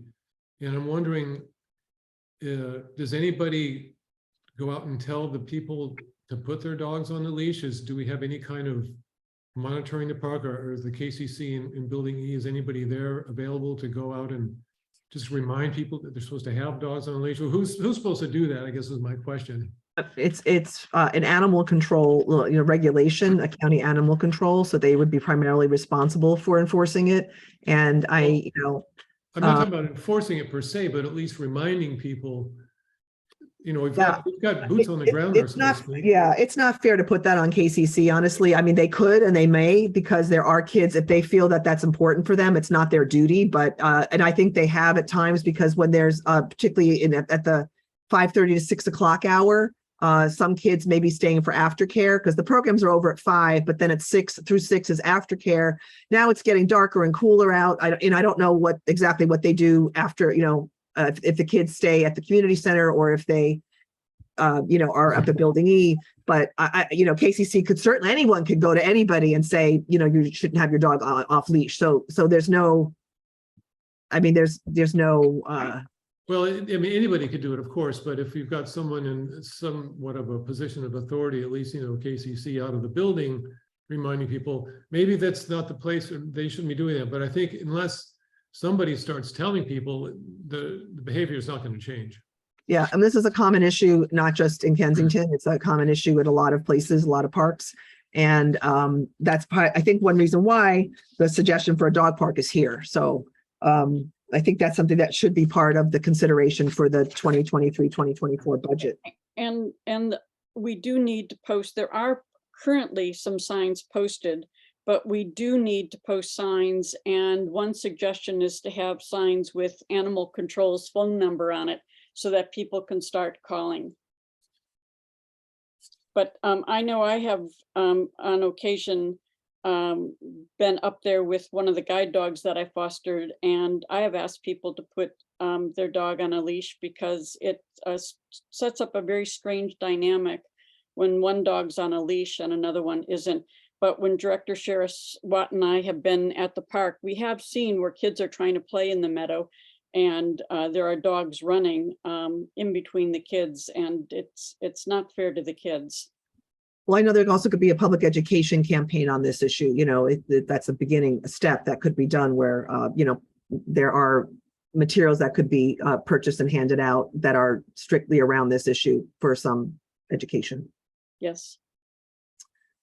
So I think, sorry to jump in, I think that's a great idea, because there's one small sign that's about yay big that lists the county ordinance. And for folks that don't know, this is not a Kensington KPPCSD rule. This is a county rule. We're unincorporated Contra Costa. Your dog needs to be on a leash in our park. And yeah, the problem becomes a liability issue, because we've had people come to us and say before, in the last 4 years, somebody's been bitten in the park, or somebody's had an altercation in the park with a dog. And, unfortunately, if it gets worse, then it's a liability issue for us, possibly a liability issue, of course, for KCC if they have and I agree with Director Deppie, it's a little weird for them to have to, I know it's so weird for anybody to have to enforce it. It's stressful. But we probably should include them in an education campaign, so that we're telling folks, I wish, there was space established for unleashed dogs, but Kensington Park is not it right now. So. Well, I think it would be maybe helpful, for example, for the GM, or actually perhaps he would direct the appropriate person in the PD to look into signs from animal control that are, perhaps more updated and may have the number on them. and that might be one way to go. Director Deppie? I don't know, maybe the KCC, do they have any kind of, I don't know, publication or something that might be able to have an article about this? I'm sure they're listening, and that's a good suggestion for the Outlook. And I think that might be, again, like the idea that most recommendations would be to start with a public education campaign. So that's something that we could perhaps undertake with the assistance of the police department. And KCC, because they're up there, and the kids in their program are certainly, potentially affected. Is there anything else specific on this list, that needs more discussion as far as priority? I mean, I think we did say building E is a high priority. A lot of the smaller items that are within the general manager's spending limit, and that are, routine maintenance or routine kind of things could be done without any further discussion. It's perfectly within the GM's authority. And then perhaps bringing back the bollards, maybe with another estimate for the numbers. Because I mean, I appreciate Lieutenant Harms, but I don't know if this is necessarily is there some kind of bollard per square foot type thing? Yes, there is. And we worked it out with the Ballard Supply Company and Lieutenant Harms. Mm-hmm. I think that the cost, they could come out and do some, and then you just know that's, you put a cap on it and say how many you want. And Okay. I would suggest that the electrical outlet repair, that open electrical outlet by the tennis court, needs to be shut down immediately. So that's something. And the branch removal over the community center pathway is probably helpful, but that's a minor thing. You can. Yep, it's just we wanted to present a rather comprehensive list because it's tough. These things get pushed off. We all know we never want to return to the days of community members reporting non-working items in the community, in the park. So it was a hope that we would kind of catch everything. This board's been so fantastic about making sure that we don't have poison oak, making sure that we don't have dead and dying trees in the park that could hurt somebody. So that's what this was for. The planter improvement also, I think, had been kind of authorized through a donation with the KCC. Was one of the things were supposed to happen again. That was part of the community center renovation, actually. So I'd like to put that up there. And with the bollards, I would also like to. I would have liked to have seen a bit of a diagram, because I'm again just remain concerned about the number, and I would like to propose that we bring that back next month with a graph, with at least a bit of a drawing about what that would look like. I'm certainly happy to forward photos and things, and I'll try and prepare some kind of graph. Well, I don't know if the Bollard company would do that. I would think they could do that, but yeah. So there are of the big, I think also basketball court, that's maintenance that should be done. The barbecue removal we've talked about many times and have asked for it to be removed. Yeah, that would be a good, and that's easy peasy. It's just in the way. Yeah. So, and then like, again, building E, getting an inspector into the building, or, to do that would be good. So that's sort of my suggestion, that we bring the bollards back next month with a diagram to see what it would look like, and that the smaller items, the general manager, that are maintenance and routine, can be done, and that the bigger ones that are not budgeted for be considered in the 2023-2024 budget process. And even beforehand, I mean, I'd like to hear from the public about, pickleball potentially. And of course, a reservation system also would be easy to do, not expensive, and would be worth investing in now, because the tennis courts, and we should be able to, coming alongside that reservation system would be the ability to take credit card payment. I'm not sure whether we can do that or not yet, but that would be part of an online reservation system, and that might need some doing. I think also you need to have that reservation system be inclusive of the basketball court and the picnic tables, and have it in real time so that someone would be able to tell before they went to the park if the area of the park that they wanted to use was available and could then reserve it. Mm-hmm. We had a complaint this weekend of someone wanting to play basketball with his son, and it turned out that there was a pickleball court that had been set up using tape, and the way that particular pickleball court was set up, it went into the area of the basketball court, and so the resident was not able to use it.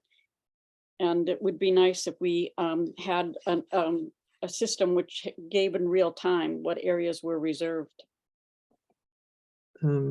And perhaps something on that basketball court would be, I would have to look at the signage, but the signage should say that this is, this is primarily for basketball. And if you're using it for something else and someone comes and wants to play basketball, you need to vacate. That's the authorized use of that space, is for basketball.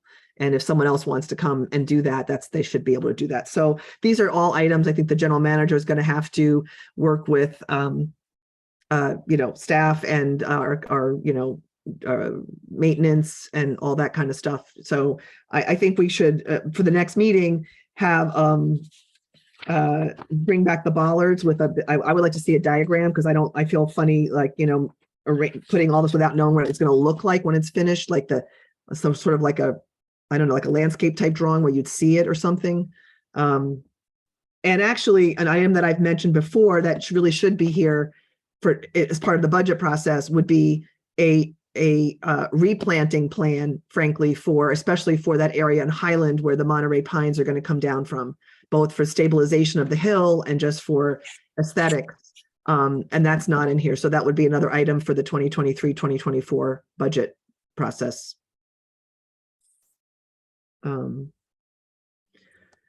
So there is no action here, I don't think, other than giving the general manager direction.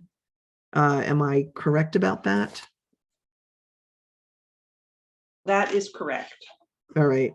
So we've given the general manager direction around these items. General Counsel Danforth? Yes, have you taken public comment yet? Did I miss that? Sorry, no, thank you. Yes, happy to take public comment, actually. And I think a lot of these things are going to need more discussion, obviously. All right, we've got anyone who wants to make public comment, please raise your hand now so I can judge timing. I'm not doing a great job today, I don't think, but all right, Katja Deniergaard, you go first. Yes, hello again. My overall comment about this is it seems all these expenses, what needs to be prioritized is buying and building a new police station, not spending all this money on the park. Certainly certain things sound really urgent, like fixing the roof on Building E, possibly the bollards. But most of the rest doesn't need to be done, as Director Natoli was characterizing it, but are basically a wish list. I was also kind of amazed that you're not getting 3 bids on some of these more expensive items like the bollards. That's sort of standard to get 3 bids, and would have been good to get it for cutting all the trees in the park down before doing that, to get it, as I said, not only an independent arborist view, not connected with the tree company, but also get 3 bids. And I think you'll get better prices that way. And I'm a little bit confused about the 5,000 spending limit at the discretion of General Manager Constantoros. Does that mean he can spend up to $5,000 fixing the flagpole and another up to $5,000 fixing the tennis court thing. Anyway, I would really encourage you to save money of the district to solve the housing the police problem first. That should be the highest priority. Not all this park stuff that's, a lot of it is pretty minor, and except for building E, the building E roof and the bollards. Thank you for listening. Thank you. We will address these issues after public comment. Kay Reed. And again, I just want to remind people that we talked about putting a lot of these things into the 2023-2024 budget process. Kay Reed, you should be able to unmute yourself. Yes, this is Andrew Reed. I'm actually using my wife's computer. Okay, Andrew Reed, let the record show. Or it could be Kay Reed with a bad cold. So with all due respect, the last hour, this discussion strikes me as a learning moment. And I'm addressing primarily the two directors that remain on the board for the next session. This whole episode, two people walking through the park, doing the general manager's job, is a striking example of why the district has had this much trouble. I'm not going to go into a big lecture, but I'd like you to think about what you've just done in the last hour and a half when there are more important things to do. And I really would like to understand the role of the general manager vis-a-vis board members, because you are exerting staff-like efforts when the general manager could make a proposal, deliver his priorities, and you could approve it or work on it. Instead, you're talking about electrical outlets, bollards. This is a scandalous example of micromanagement. Thank you.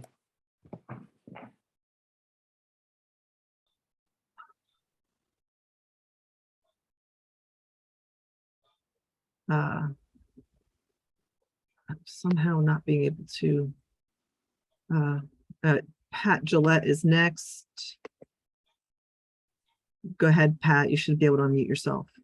Yeah, I just want to echo what Andrew just said and what Katya said. This has been, in my opinion, a complete waste of time. I think you've spent more time talking about this than you've spent talking about relocating the police in the past 2 years. I'm sure that's an exaggeration on my part, but this is a pressing issue.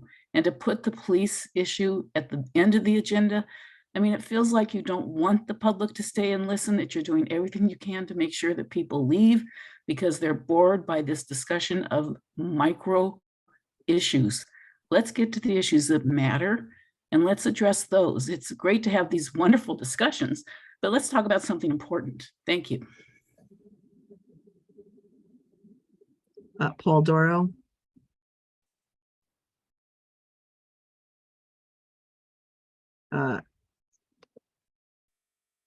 Sorry. Oh, thank you, Sylvia. It's Vita Doro. Yes. So hold on. Yeah, go ahead. Delk, you'll be next. Go ahead, Vita. Thank you, Sylvia.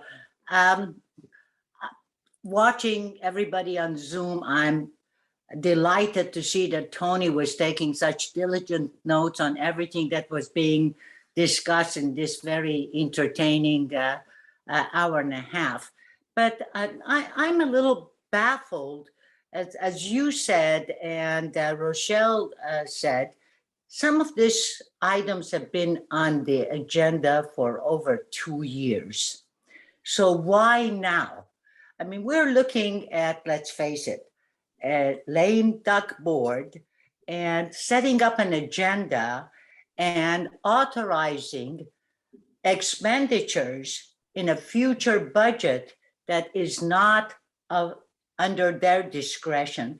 I'm just really baffled why we're spending so much time talking about this minutia tonight. Thank you. Okay. Delk, you should be next. Okay. Was that okay? Hold on. I'm trying to. Okay, Delk. All right, sorry, yeah. Hi, when, A. Stevens Delk for the record. When Marty Brown was GM, I asked her how often Bayview services the garbage and recycling cans in the park. She contacted Bayview and was told twice a week, but that is not what I observed over several weeks. The crew comes into the park a little after 6 on Monday morning, but on no other day. In addition, the content of all garbage and recycling cans are combined into a large rolling cart and then taken to and dumped into the garbage side of the truck. So I think before you add cans for food composting, you had better find out exactly what Bayview does. Thank you. Thank you.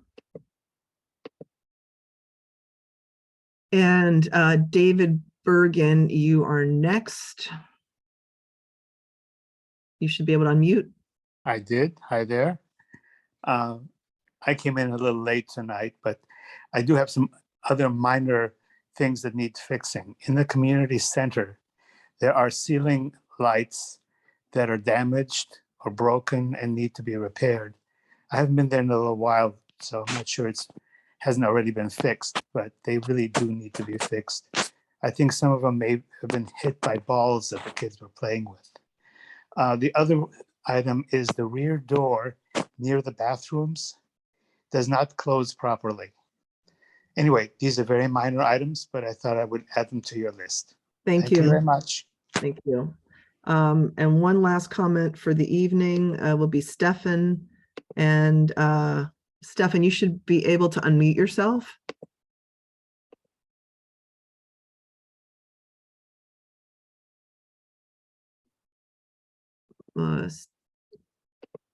Stefan, go ahead. You can unmute yourself. Hi, this is actually Stephanie. Oh, sorry, Stephanie. That's okay. It's under his name. I just wanted to make a comment about the tennis courts and about reservations. I don't think anyone, well, I don't think anybody from the community should have to pay to go play tennis at the Kensington Park. We don't have kids go pay and reserve to use the basketball court. And I don't want my son to feel like he just can't go after school and play tennis, that he has to pay to play. If that's the case, then we would join the Berkeley Tennis Club. But, you know, we want to be able to use the park for the activities that we do in a park. And one is being able to play tennis. Maybe the people who make a living on the tennis courts teaching lessons or taking up all of the tennis courts, maybe they should have to pay to use it because they're profiting from using those tennis courts. But I think the people who live in the community should be able to use the tennis court in the same free way that they can use the basketball court. Let me just say that the tennis courts are reservations. It's not that if you don't care and you show up and you want to play, that you don't have to pay. It's to reserve the court, and that is not unusual anywhere. Right. Well, I'm just putting a word in there that maybe it could be a reservation without having to pay for community members. But I think that having to pay to use a part of the park like that is kind of unfair, and it makes it so that if you play tennis, you have to pay extra money, and if you play basketball, you don't. And I don't think that's really fair for the kids or even, you know, and the adults in the community. So that's just one point. My other point is that maybe we should be thinking about planting trees instead of removing trees, because we do have a climate change issue and trees help sequester carbon. So I just think that the park, you know, it gets to a point where it starts sounding like you're going to sanitize it so that everybody's compartmentalized in their own little section of the park instead of it just like a free space. And that's what I have to say. Thank you very much for listening. Thank you. Okay. I am not sure whether Alexandra Aquino Fike has her hand up because I don't, for some reason, I'm going to just I don't see a hand. No, okay. And I'm going to remove that. And Directors Natoli and Sheriff Watt. And again, I just wanted to be clear that that reservation is just a reservation and it's not required. Okay, Director Sheriff Watt, I think your hand was up first. I'm not sure. Okay, a couple points from folks' comments. Saving money for the police. Well, the fact is that historically, huge percentage of our budget has been for police only. And it's been a priority of this board to push a little harder and take care of the park. In my early years on the board, there was very little, if nothing, done. You have a capital asset in the annex building that has sat unused for, well, almost for 15 years, 2008 at least. So nothing has been done, nothing's been improved. That was a goal of mine to finish that, but we didn't get there. We have enough money for the police. We have enough money for different things that we need to do. So spending a little on the park doesn't strike me as wrong. I would also just say it's budgeted. These are items that already are, many of them, there's money in the budget for these things. There's been budgeted, yes. As far as doing the GM's job or staff-like efforts, that's just not true. This list is compiled with, as I said, huge thanks to Bill Driscoll, Rosa Ferdinand Herrera. They talk to us about, as staff members, as folks who work in the park, about what needs to happen. And we distilled it and prepared the staff report. And so the other fact is that Director Natoli walks dogs frequently through Kensington Park. I have children that are literally in the park 5 days a week. So we perhaps have a little bit more perspective than our general manager, who's wonderful, but doesn't interact with the park quite in the same way that we do. So as far as relocating the police, I worked on that issue for a lot of hours, for a lot of years. Believe me, that's well in hand. And we're going to discuss that later. I don't think any of these issues are irrelevant. We're trying to be a board that deals with all three of our priorities and our charges, which are solid waste, the park and recreation, and the policing. And for too long, those areas were neglected in favor of just focusing on the police. So those are my comments. Okay, so we've basically been through this item in detail. I think the general manager has direction, and other items will be discussed in depth, with the upcoming board, both in as they come up with the bollards maybe, and then of course in the budget process. So there's nothing to do as far as a vote goes, but appreciate that the efforts, because I agree with Director Sheriff Watt. One of the priorities is to continue to improve and pay attention to the park.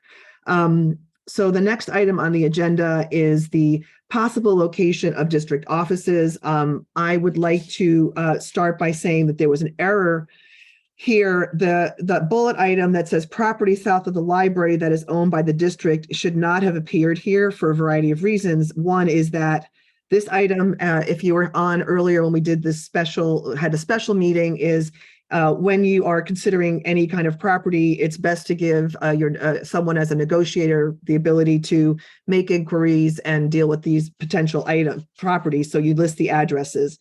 And the property south of the library is, of course, the district's property, doesn't need a negotiator. And this board has never authorized the consideration of that property. There are people in the community that want that to be done. There's a variety of reasons why in the previous discussions it was not considered. So that was an error.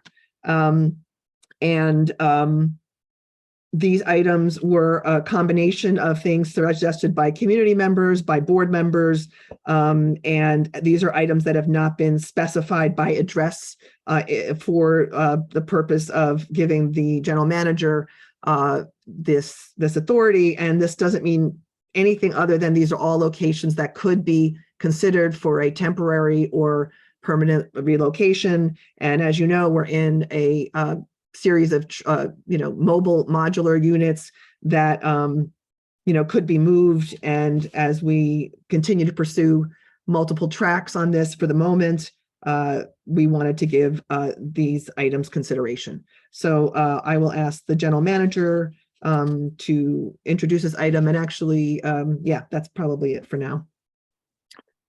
Yes, these are, the general manager does not have the authority to consider these projects or act on behalf of the district without being appointed as a negotiator. And so before these can even be evaluated, the board does need to take that action. Now, these locations have come forward from various sources, including just residents suggesting them. So they've not really been evaluated at all in any great detail. There have just been some general discussions. And these aren't the only locations that have been suggested. There are some new ones here that have been added to the list, such as the temporary location where the fire department is currently located, that have come forward from several people.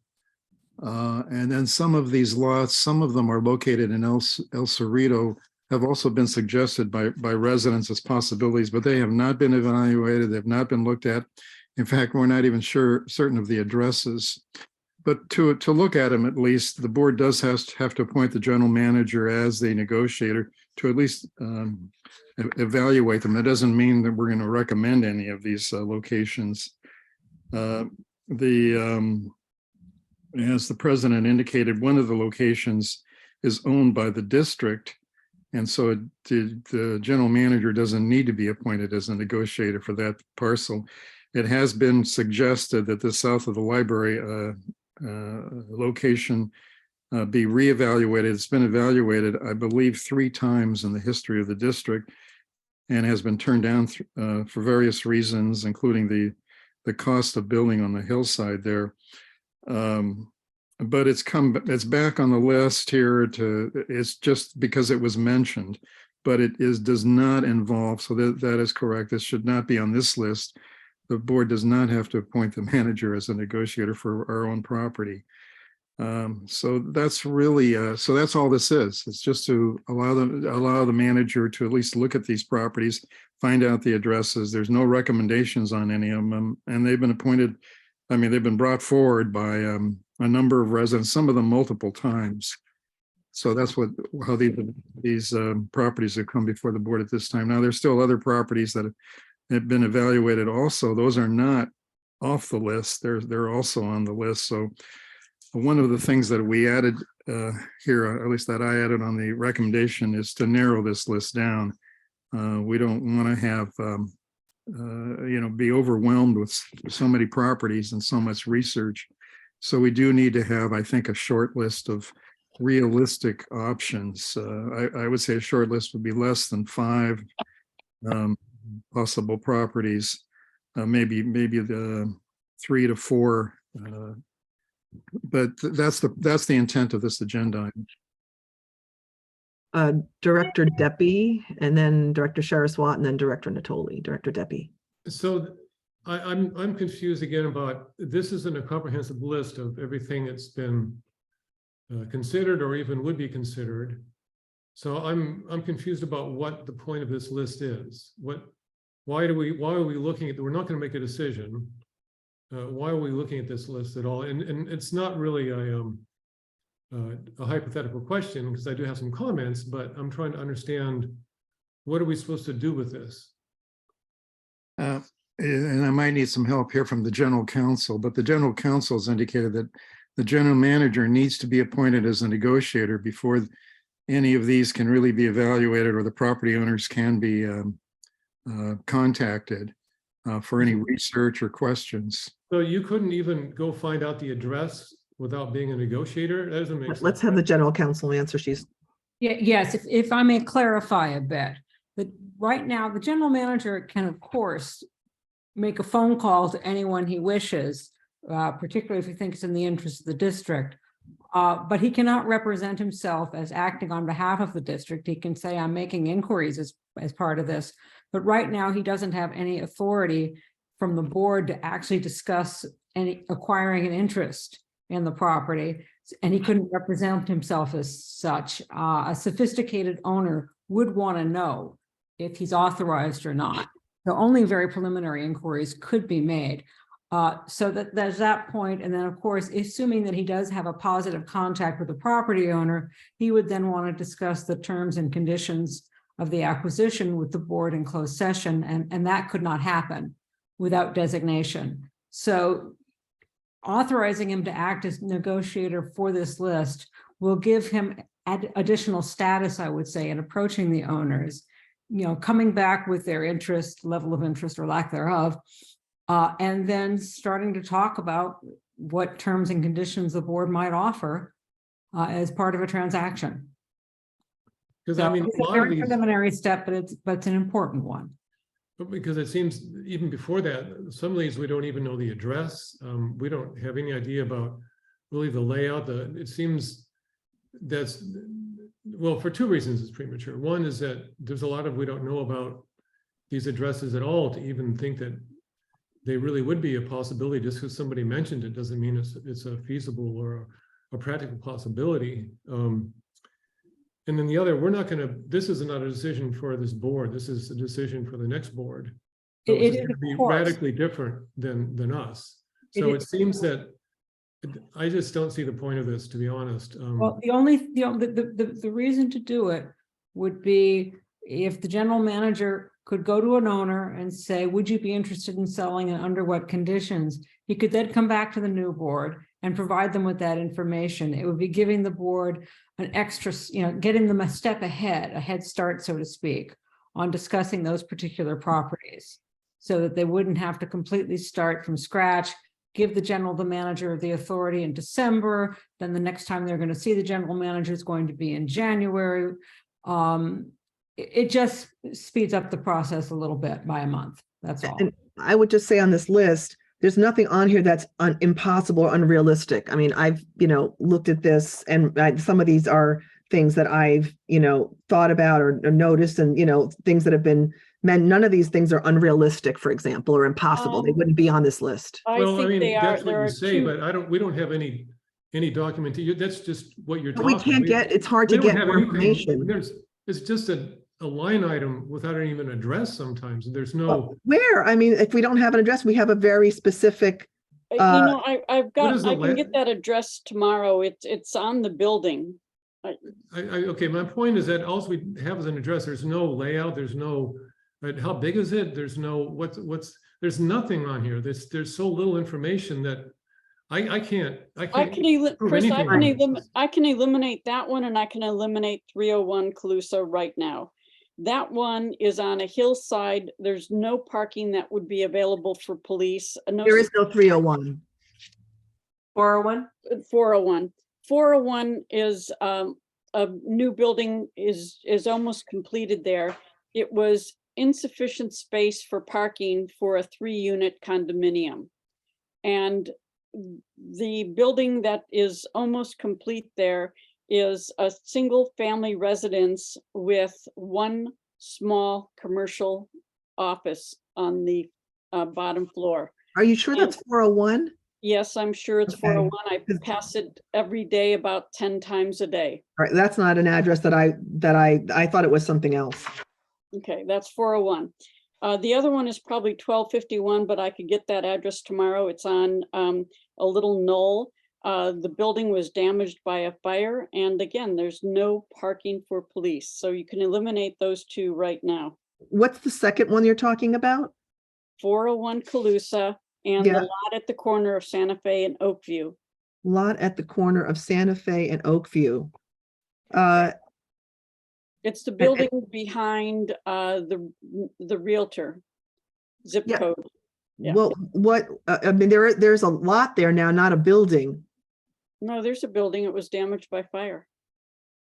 but there's also a lot, an There's empty a lot, lot. yeah, on a hillside, yeah, a knoll, yeah. Okay, well, why shouldn't that be considered? Because there's absolutely no parking for police. Well, I mean, you'd have to be parking on the street and it's already a congested area. that is an area where you could change the parking so that it goes, I don't know how you explain it, instead of going, lining up against the curb, you do the kind of diagonals in. Yeah, you could do that and, but there's still not going to be enough parking. You can't park in the hillside. Well, you could change that hillside. Well, yeah, with a lot of excavation. Mhm. Director Saraswat. So thank you, Tony. This is good. I see this as a housekeeping item. We need to authorize you as a negotiator for every single property we looked at. We've looked at lots and lots of properties in Kensington, but not some of these still. So if anyone really wants to know the wonderful history of looking for suitable spaces, Director Deppie and myself's presentation from January 2019 is online and available. So I do want to authorize you to look at these locations. My preference, of course, this will be a new board's decision, but all the information you can bring to them when they make that decision is really helpful. So I would say absolutely the temporary location of the Kensington Fire Department. I would look at the lot on Santa Fe and Oakview. And then, of course, 385 Calusa. My preference, outgoing, maybe nobody cares about my opinion, but is that I would prefer not to be in El Cerrito. But I am aware that there's a few locations that snug up against us that are better than being farther away. But I would prioritize everything in Kensington before I looked at anything in El Cerrito. Okay, any other board comment? I also agree that 401 was not an appropriate address. It was mentioned in an old article. I think that was maybe where it came from. We'll go to public comment at this point. So if you have comments on this, please raise your hand. So I have how many people want to comment. Okay, Meryl Natchez, you should be able to unmute yourself. Yes, I'm unmuted. Thank you. I just want to say, seeing as this particular issue, the location of the police was a key issue in the election, and the new board is going to be deciding that location, it does not make any sense for this board to go further in this direction.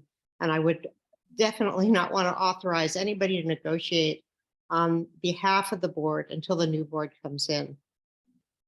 And, I haven't been to a meeting for 2 years. And after this meeting, I see why. I belong to 4 boards. I have never been at such a dysfunctional meeting in my life. And I am so frustrated with this town and the board. And I just hope that our efforts to change things really work. Thank you. Thank you. Garen Corbett, your hand is up. You should go ahead and unmute yourself. Hi, good evening. Thanks for pushing through a very long evening. I just would like to also echo concerns about moving ahead, or at the very least, I would ask that the public safety building be one of the potential options that are under consideration, ostensibly through a renegotiation, or there's the potential for other plans that could meet the needs of both districts. So my first preference would be to just hold this for a few months, but if that's not possible, to at least make sure that the public safety building is one of the options that are listed among the options. I appreciate the comments about the preference being to remain in Kensington. I think that's really important as well. So anyway, thanks so much. I know it's late. Thank you. I must be getting some stamina because I'm like, what do you mean it's late? It's on the big agenda. This is like normal. Okay, let's see. I don't see anyone else's hand up. I want to make sure. John Gaccioni, your hand seems to be up. So I am just going to double check. You go ahead and unmute yourself. Yes, good evening. Yeah, I want to make a comment. I support the police department being located in the Calusa Circle area just to get away from the earthquake area. I think that's a big concern. The other thing I'd like to do is thank Rochelle, Mike, and Chris for their service. Thank you. A lot of hard work done. And then I'm going to say this. Are we seeing a preview of what the new KPPCSD district meetings will be like, where the thought leaders call in their instructions to the directors about how to run the meeting and which items are relevant? Thank you. Thank you.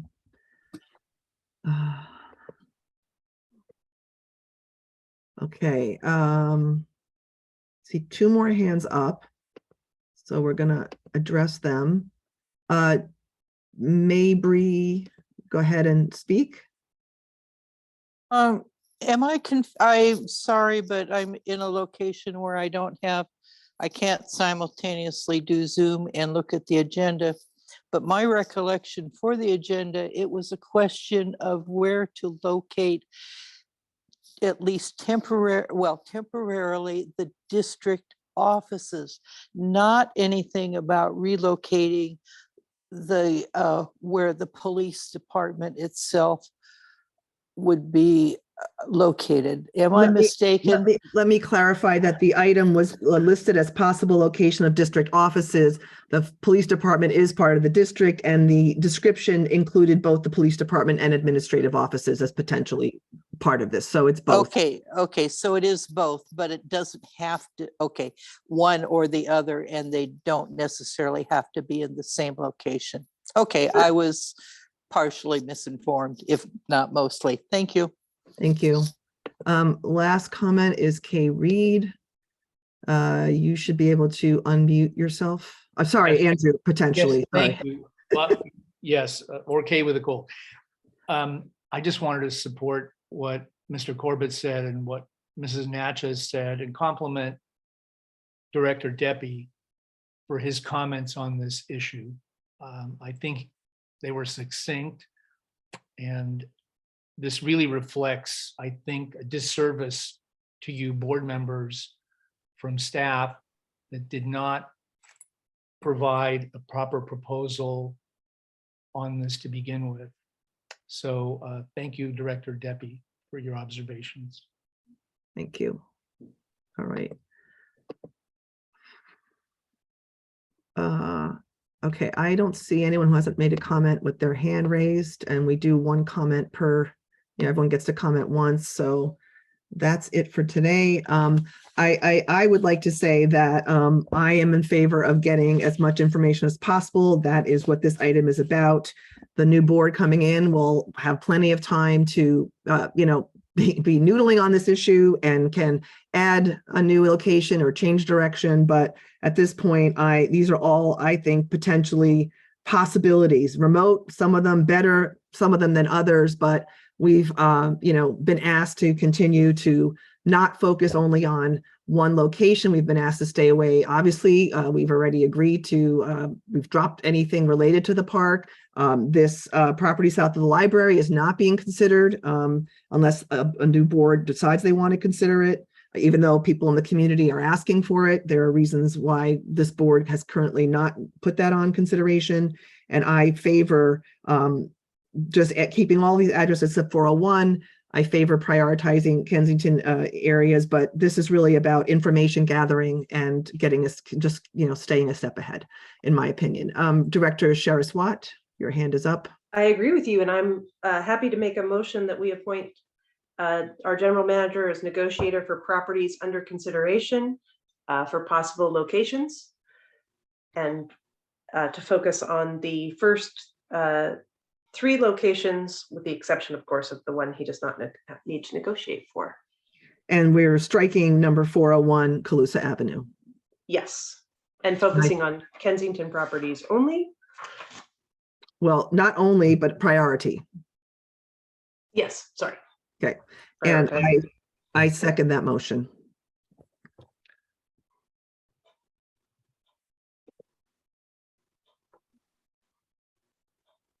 Director Deppie? Given that it's information only, I'm fine with it, yes. Okay. Vice President Logan, Yes. Director Natoli, Yes. Director Sharon Swat, Yes. and President Hassan. Yes. A motion carries 5-0. Okay, we're on item 6, related to a community facility district.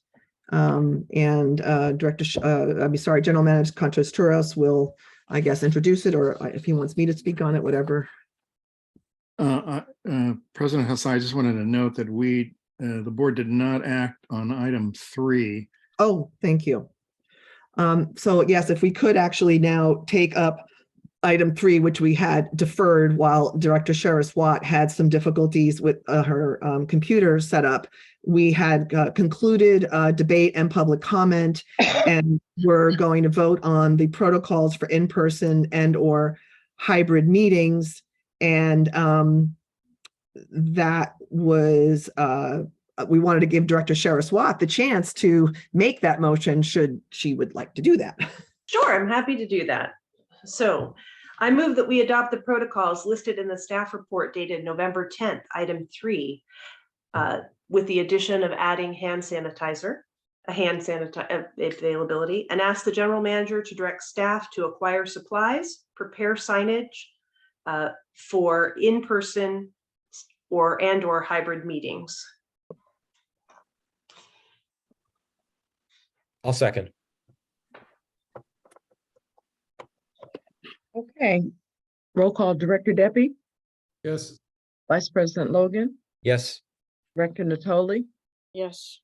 Director Sharon Swat, Yes. and President Asai. Yes.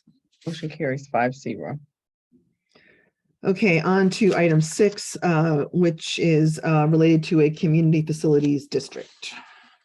Yes, this is an item that relates to the current Kensington Park Assessment District, which has not been providing sufficient funds for maintenance of the park. And an idea that's come forward, and I think the president, President Hassai, is a proponent of this idea. I'll let her speak for herself. It's this community facility district concept, which is a little newer. It's about 10 years newer, and has a little more flexibility in adding some additional revenue for park maintenance and other park facilities. It would require a vote, and it does. This item only introduces this concept for consideration with next year's budget. So next year's budget would, if the board approves this, it would just provide additional information on it, and then the decision would be made at that time on whether to proceed. Well, go ahead. So with that, I'll let throw this back to the president. Yeah, I'm just very interested in this idea. And what I was hoping is that this would be an opportunity to direct the staff to, prepare information on it for next year for consideration. It doesn't it is part of the budget process, because I think we've continually talked about the fact that the park isn't really sufficiently funded, but it doesn't have to be considered with the budget, but it would be, part of the process in looking forward. And what I really am hoping for is just direction to the general manager. And since no one board director gives direction, to, prepare, either to bring someone in or just do a presentation or something over the course of the next several months, just prior to or part of the budget cycle around what this means. And, so we could get more information. And I just wanted, consideration by the board, because no one person can give direction. Director Deppie. Yeah, I'm confused about, we're a community services district, so we could levy a tax for park purposes. We levied a tax for the police, so we could do the same for park. What's the difference between doing that and an assessment district? Why do we need a separate district? Well, that's a good point. Actually, this is a good, again, why we would want to have this discussion. I have just heard a little bit about this community facility. Right now we have a landscape and lighting district. So we already have that. And that was how some of the money for the maintenance of the park was conceptualized. And again, this is a more a newer type of facility, like a district, just like the landscape and lighting district is, but it's more flexible. It allows for, you could fund the park, but it could, if the park had, there was excess to the park one year, it could be used for a building or any other kind of community facility. So the park is a facility, but, the recreation building is a facility, the community center is a facility. So it's a little more flexible than the current landscape and lighting district. And again, the landscape and lighting district is not sufficient. Well, again, we're already a community services district and we have authority over those. So we could easily levy a tax that would cover all those things already. Yeah, I don't know. That's a good question. That would be exactly the kind of thing I'd want answered. Why this versus just doing a special tax, for example? Well, that's, I mean, it'd be nice if we get an answer now, but I guess we know we could do a special tax, right? Because we did it for the police. We could do it for the parks. We're a community services district. Yeah, and we could do, I'm sure that's right. We could do a special tax, I suppose. But I think this is something worth exploring. I don't know enough about that's why I want to, I want staff to provide more information about this. I guess it seems like it's a solution looking for and we already have a solution. So what's wrong with just a special tax? Well, we have the landscape and lighting district and we could change, maybe there's a way to increase that to cover the park. But I think the benefit is that this is more flexible. And I don't know about a special tax, whether that would be as good of a solution as this district. It's just to get more information, exactly to answer that kind of question. I don't know the answer to that question. I guess my main question is why not a special tax? What's wrong with a special tax? Because we could do that now. We'd have to, it'd have to be passed and be, have to put before the voters. But what's wrong with that? I think that it might be too restrictive. It might be too, you'd have to be very narrow in that, I think. I don't know. You can draft it however you want, right? I haven't been part of doing a special tax, so I don't know. I really don't. I'm not being flip. I just really don't know. And this is something that has been suggested and I want more information. All right. Director Sheriff Watt. I think that for the future board, I'll speak to you. You want to explore this. We've had 2 general managers recommend this, suggest it as an opportunity. So I would be all in favor of preparing the groundwork so that you can find out exactly why this is beneficial. It may not ultimately end up being something you want to do, but it's good to know. Exactly. It has some intricacies, and I remember when we addressed the bond issue, you want to explore this. So thank you. I think we should direct staff to do this. All right. Any other board questions or comments? Anything that the general counsel knows about this that would want to contribute, if you know anything? Well, I know a little enough to be dangerous, I would say. I really would have to research it. I can tell you that a special tax requires a 2/3 majority vote. I don't know exactly what the requirements are for this type of fundraising. There are hurdles to every means of raising revenue. But if we don't ask, we don't find out. So I'd be happy to look into it if you would like. Thank you. Are we going to go to public comment? Lisa Corona, you can go ahead and unmute yourself. Yes, hi and good evening. Thank you. I think this item is really interesting. I think it's been clear that the park for general maintenance as well as the buildings need additional funds. And when they draw from the police services, that can be an impediment to providing the best quality police services. So I'm really interested in the board exploring this further.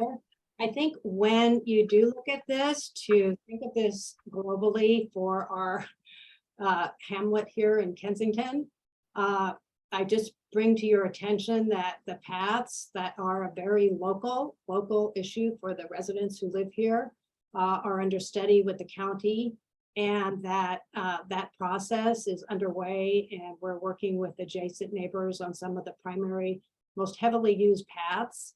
And as that moves forward, there will be more very specific information about the funding needed to bring those up to a level that is sufficient for basic safety and usability. And as you go through this, just to keep in mind that there may be other needs in our community, not just paths, but other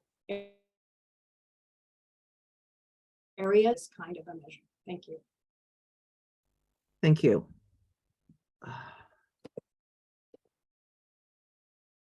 All right, there seems to be another hand up, but I'm not seeing who it is, so hold on a moment. Delk, okay. Go ahead, Delk. I'll make this brief. All right. I think that the district can only raise special taxes. So any type of tax is going to require 2/3 vote. The other thing is on the history of why the park maintenance was underfunded. I think I know why that was. In 1997, when the district wanted to purchase land for expansion of the park, it placed 2 special assessment measures on the ballot. One was for the purchase itself. The other was for development and maintenance of the park. In the 5 years prior to that, the district had increased the special police tax from $60 to $280 per year for a single family property. And the land purchase for the park alone was going to add another $100 per year for 25 years. So I suspect that the board kept the maintenance tax low, hoping that it would pass. That is, something would be better than nothing. The one thing I don't understand is why this community service district seems to have an aversion to using any ad valorem property tax revenue for anything but police service and district administration. This was touched on by Director Sheriff Swat earlier. I have more, but I will spare you. Thank you. Thank you. And I would say that I do believe that our budget does take some of the ad valorem for the park. It's just that it does eat into that, and it's not going to be sustainable. Myself, that's my thinking. All right, and yes, and reminder just to folks that the land purchase, I thought it was a 30-year bond, maybe it was 25, but it was paid off, I believe, in 2019. So it actually, we no longer have that 100, and I don't know if it was 13 or 32 dollar tax liability any longer for the purchase. So I guess I'd like to make a motion then that we direct staff over the next, I guess before the end of the fiscal year to provide some information around whether that is bringing in an expert on community facilities districts, doing a little basic research, but this is, an issue that I think there's worth exploring. So I'd like to make a motion that we direct the general manager to work on this over the coming rest of the fiscal year, whether it's the interim general manager or transfers that to a permanent general manager. It's a priority to be explored. So I don't know if I need to make a motion for that to pass general counsel, or if the board just, how we do that. Normally, if you're going to give a direction, it would be by motion. All right, so I make a motion that we, sorry. I wanted to remind you that pretty soon you're going to want to extend the meeting if you want to complete the agenda. Thank you. Yes, so let's take this vote and then work on that if we need to. I'll second that motion. You're muted. Director Debbie, Yes. Vice President Logan, Yes. Director Natoli, Yes. Director Shears Watt, Yes. and President Hassan. Yes. And motion carries 5-0. Thank you. Okay, I would like to make a motion at this time just to spare us having to watch the clock so too carefully, to extend the meeting to 10:30, hoping that we don't need all that time, but to just give us the cushion that we need. I'll second that motion. Director Debbie, Yes. Vice President Logan, Yes. Director Natoli, Yes. Director Shears Watt, Yes. President Hassan. Yes. Motion carries 5-0. Thank you. All right. So at this time, I know that our general counsel is going to probably recuse and excuse herself. This item pertains to her. And so I don't know how should we call you back? If you would send me a text, that would be great. Okay. Signing off now. If I can do that, I think I can. Okay. So this item will be introduced by our general counsel. I mean, sorry, by the general manager. Yes, thank you. This item is related to the general counsel's rate. And the recommendation is to increase the hourly rate by $25 an hour to $250 an hour, effective January 1st, 2023.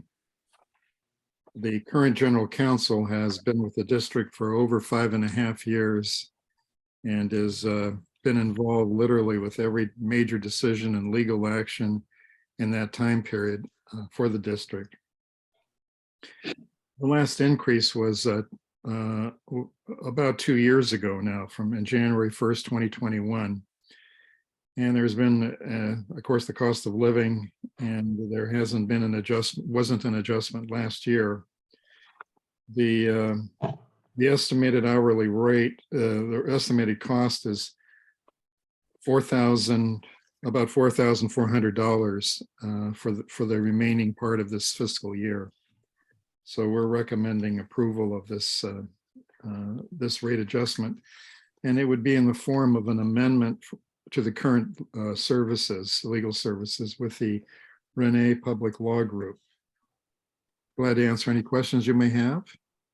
Just clarification, I think you meant that there had been not an increase in 2 years, not, you said there was not one last year. The last increase was 2020, not 2021. January 1st, 2021 was the last increase. Okay. Okay. Thank you. Any discussion, comment, or questions from the board? Director Shears-Watt. I am happy to be the only board member that can remember the BAD years, which was before Ann Danforth. In the bad years, No, I remember those. Yeah. I do too. They were short-lived. Oh yes, you had a few months. Yeah. We had lawyers who gave advice that seemed to might be coming closer to what certain board members were directing instead of what actually the possibilities, in my opinion, for action were. The lawyers who were okay with KPPCSD suing residents for years on end. But then it happened. We found RPLG, which is what it is now, Rennie Public Law Group, and the amazing, well, she was separate then, but the amazing Ann Danforth. She doesn't tell me what I want to hear. She tells me what's legal. She will be more cautious than sometimes I hope to be, but we have watched our legal fees sink under her and RPLG. While our contracts are sustainable, we leave with more money for the district and help us pay our employees better. So well worth it, in my opinion. And she is an absolute delight and wonderful colleague. So I appreciate her time.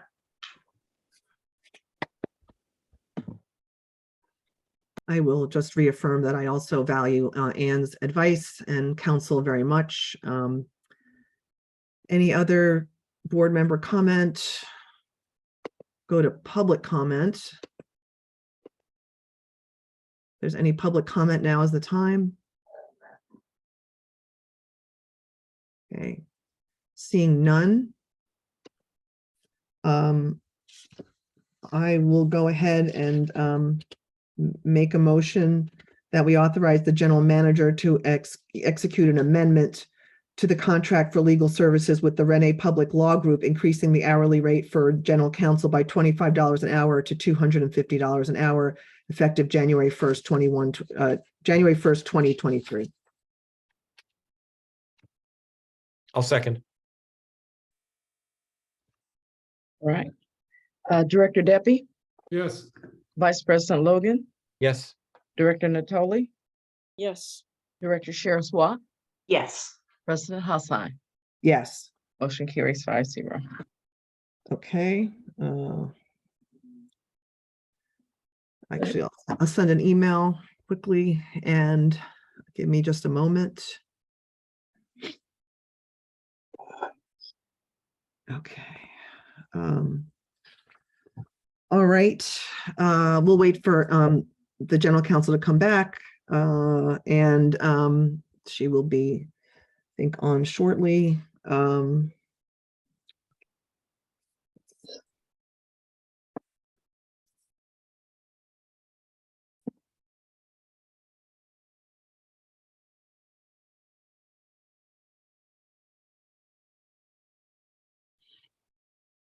Okay. Welcome back. The motion carried 5-0. Thank you all very much. And nice things were said. Okay, then the last item for the agenda is related to the contract with the Kensington Community Council, the KCC, for our provision of recreation services. And the general manager will begin the introduction. Yes, this item relates to the current negotiations regarding the KCC contract. And this contract goes back to January of 2017. And the board on April of this year, at a board meeting, decided to terminate the contract and negotiate a new one. The contract has not been, negotiations have not been concluded, and the expiration date has been extended previously. I think has been extended 2 times, and the current extension will now expire on November 18. So that's why it is before you at this particular meeting. Now, it should be noted that there will be a new board seated in the December 8th meeting. But the board, the current board that has been involved in these negotiations or has been overseeing the negotiations, 2 members have actually been at the table working on this agreement.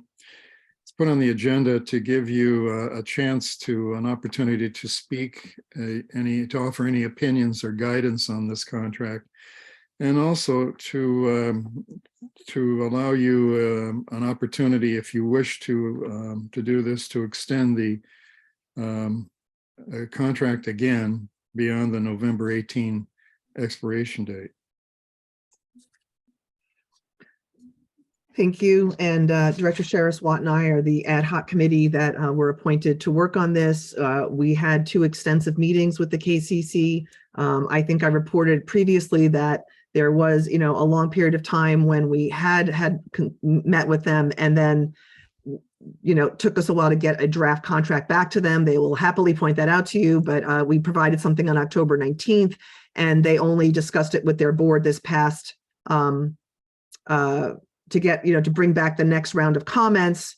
Their negotiators brought it to their board, and we have not received those comments yet. And our hope is to rapidly, conclude, because we spent so much time, I thought, on most of the items, had, I thought, come to agreement on many things. Obviously, these are just the ad hoc committee, and it has to be brought before the board. But the hope is to bring a contract to both boards that their negotiators, our negotiators have at least gone as far as we can go, and we're not there yet. So that's kind of the update. I would say that there's just the overreaching or overview of comments on the last draft was that there were still some issues related to the indemnification clauses. Personally, for me, that is up to the lawyers and the insurance companies. And once they just sort of agree, I'm sure that we'll come to agreement on that. Most of the other items I thought were probably, I didn't get an extensive list, but they didn't seem like they were going to be anything difficult. But we've had no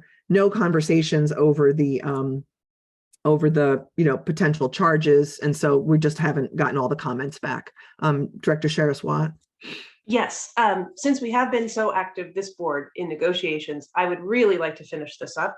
And the other reason that I think it's such a priority is that we want to get these repairs taken care of in this building before winter begins.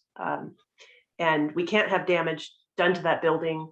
So I think that getting an assessment and hopefully getting stuff done, possibly over Christmas break when kids are not in there, should be a real priority.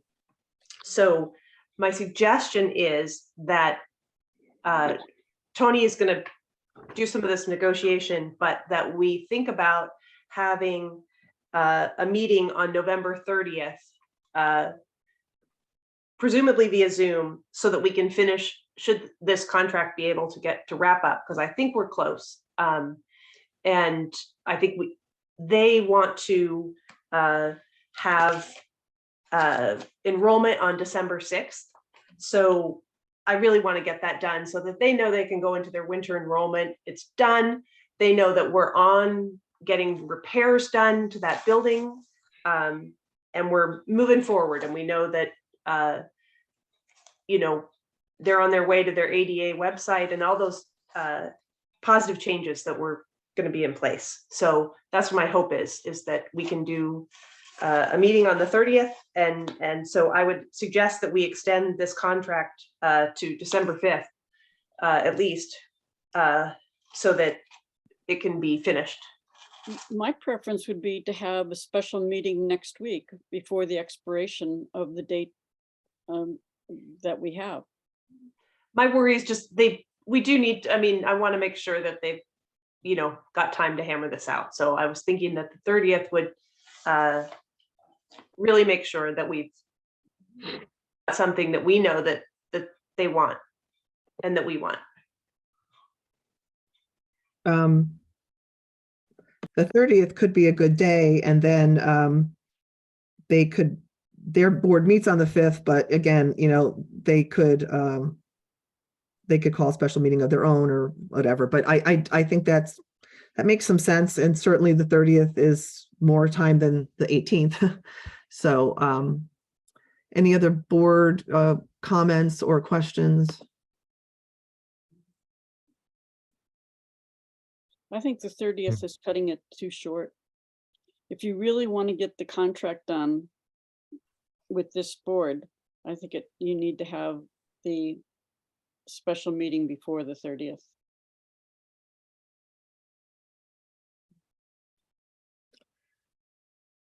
Well, I just want to make sure staff has time to, we'd have to notice a meeting. And I feel like with the Thanksgiving holiday, and I want their board to be, that if we've got something great really put together, which I think we're close to, Do you have a commitment from KCC that they will be ready on the 30th? No, we haven't discussed this with anybody, obviously. Yeah. General counsel. Is there a question? Oh, I thought you were trying to say something. Oh, No, no. I think I was trying to say, and it seems, I think next week seems to be pushing it, since you're waiting for lawyers to get back to you. No, I'm just saying, we're just waiting for a response to the last draft. I think I think that, probably the 30th, we may be lucky even for that. So, probably the 5th of December is fine to extend it to. So the 5th would be an extension, but the 30th would be a special meeting. Yeah, I'm giving more time, or we could make it the 6th. And so then they, if we have to, then they can approve it, if they need final approval or whatever, but Mm-hmm. I think we can wrap this up. I think we can, get it I mean, finished. They need to move on. We need to move on. And I hate to, start this process over again for everyone, Well, I don't think anybody wants to do that. Everyone's been negotiating. No, everyone's been negotiating in good faith, and there's been a lot of time already spent. So I also agree. I think we're, hopefully close. Any other questions from the board before I go to public comment? General Manager, any thoughts on your part, or General Counsel? I think that, I would need a few days to make any changes, but not a whole lot of days. I just think that with Thanksgiving coming up, people might be out of town. It might be, I will be in town, but it might be difficult for representatives from both boards to close the deal, so to speak, in that time, but you would know better than I. I mean, we would get a next round of changes, which I don't think will take too much longer. And I think it's possible we could have something hammered out by the 30th. I certainly would like to. And the 6th would be good because their board would meet. Actually, their board meets on the 2nd, normally on the 2nd Monday, not the 1st anymore. But again, it may not be dependent on, they could also call a Zoom meeting or something. So let's see if there's public comment. Okay, it says Paul Doro, but I know it could be Vita. No, it's Paul this time. Okay. Thank you, Sylvia. I'm puzzled why this is such a urgent thing to get done as we approach the holidays and as KCC is going through enrollment and trying to sign people up for classes and activities and so forth in facilities that they have no right to occupy. So really, isn't this an issue for the new board coming in for a fresh look at what the relationship between KPPCSD and KCC is and should be? I'm just baffled why you want to make yourselves and them go crazy over the holidays. Thank you very much. June, extended to June. Well, let them. Thank you. We've heard both comments. Good. Elaine Stelton. As a property manager, I don't really understand why you can't fix a building that has issues and why that has to be done before the signing of a contract. And also you have 2 pro bono attorneys coming on staff. So I think they would add a new and very useful perspective to any contract that you might sign. Thank you very much. Thank you. Can I jump in? Quick question. Yes. We've had attorneys on the board before. With all due respect, we Including take right advice now. from our paid attorneys. They may not be their field in any way. If we have immigration lawyers, that has nothing to do with dealing with repairs. The idea is that everything is signed and sealed, and that we know that we can. Because right now, the previous contract actually has them doing repairs. We're willing to take over the repairs in the new contract. So that's why we want it signed. Because right now it's their fiscal responsibility to repair that building. And what we're doing is we're going to absorb the cost of those capital asset, of repairs to our capital asset, so that it's in the best shape possible for recreation programs. So that's why. Yeah. Okay. David Bergen, go ahead. David, you can unmute. I just did. Thank you very much. This is a little off subject, but I didn't know when I could say this. But I just wanted to say that the current board has done an excellent job. I was very pleased with it. I'm also very pleased with how Linnell has been doing her job and how Tony has been doing his job.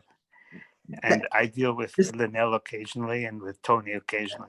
So basically, I want to thank the board for their job and say goodbye to the three who are leaving, unfortunately, in my mind. Thank you again. And that's all. Thank you. This probably wasn't the right time, but we're getting late, and I appreciate that. And again, remember, these comments should be addressing the matter at hand, although I do appreciate that we would have comment time at the end of the meeting for something more like this. So if anyone else has that desire, we will have an opportunity. Okay. So I too agree that, everyone's been negotiating in good faith. I don't think there's anything happening that is gonna, be substantially changed. I will go ahead and agree to, I'm sorry, David Spath. Go ahead, David. Yeah, quick question. If the contract ends on the 18th, don't you have to extend it, or wouldn't you want to extend it at least a certain amount while you're trying to finish this off? Because the contract otherwise will be void after the 18th. And why don't you just do a You're short absolutely extension? right. Yeah, that's what we're considering. So yes, but so you're considering extending it to a certain length subsequent to the 18th, right? So why don't you just do that to maybe the end of the year, assuming that you can, as you say, pound it out before the next board, takes effect. So, what is the extension you're trying to bring it to? Well, we said the 6th. And the goal is to try to get this done before that we need to go for the next board, because then it's just going to slow it down. And we've been doing this for months, and we've made lots of headway, in my opinion. And I haven't heard anything back from the meeting on Monday. Nothing has been brought up as a huge sticking point. So I think we are very much anxious to get this done. And so we could go to the 6th or 7th, and it would that would be the last chance for this board to wrap it up. And so I think we should go ahead and try. Certainly, I agree. So, and the point is, when we take over, if we repairs of the building, I don't know why I did air quotes, sorry, the repairs of the building, we could hopefully, we'll get an inspector in there, or assessment really quickly, so that because there are no kids in the building, right, for the 2.5 weeks at Christmas. If we extend through the 31st, it drags on. They don't make decision, we don't make a decision, or the new board does it. You've lost until summer. Yeah. And the repairs are super important. And as Director Shara-Swat pointed out, that is not the current configuration. So, okay, last chance for any comments. I'm seeing weird things happening here. Okay, there we go. So we need to make a proposal or make a motion of some kind.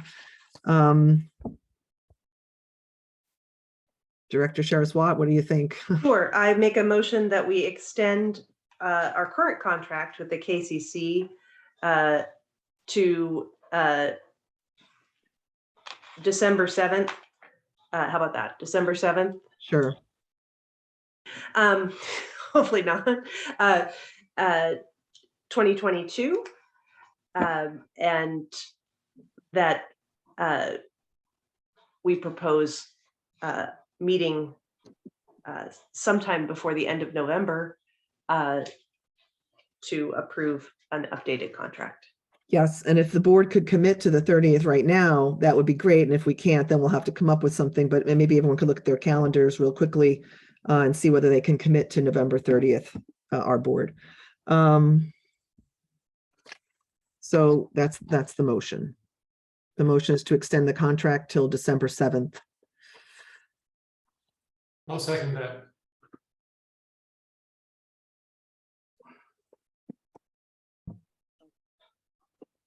Okay, we'll take a roll call. Roll call. Director Deppie? Yes. Vice President Logan? Yes. Director Natoli? Yes. Director Sharon Swat, Yes. and President Hafai. Yes. Motion carries 5-0. I'm sorry, there was I now see a public comment. Oh, It disappeared on my screen just before you closed public comment. So I assumed that the speaker didn't want to speak anymore. So I didn't mention anything because the hand dropped away. So I can go ahead and allow it, but we've taken the motion, we've taken the vote. Any issue, General Counsel? Well, I closed public comment. I did did. the hand go up before you closed public comment is really the no, question. it was Yeah, up I saw it and too, it and then I dropped saw it away. go away. Yeah, I It saw went that. away. Yeah. So, okay, now it's so I would have said, hey, you So need to. was it up, was it up when the president closed public comment? No, No. not on my screen. Then you can allow it, but I don't think you need to redo the motion. You can allow it just for purposes of allowing a person to be heard. Okay. Cass, Duggan, you can unmute yourself. Sorry, I did not see a hand up during the closing of public comment. It disappeared. Oh, yes, but you're in a bad echo. You may have two devices open. I think I saw your name twice, so you'll need to mute one of them. That's kind of weird. Hang on a second. Right, you're getting a terrible. Right, I've muted you, and I will see on the screen. Okay, you've got one thing muted now. I'm going to unmute you. All right, try to unmute yourself. Okay. Can you hear me better now? No, you're still. Just give me a second. I'm putting on the.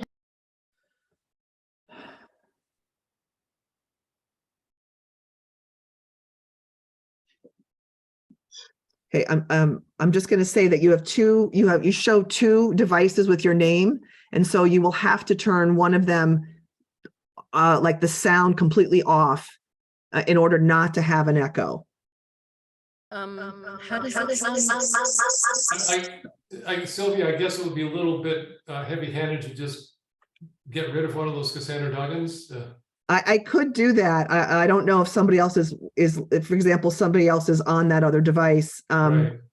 Cassandra hold on. Is somebody else in your home or using another device with your name on it actually participating? No, I had. I'm going to mute it. Hold on. But you know what? It's not that. It's that it's the sound. You need to turn off the sound on one of these devices.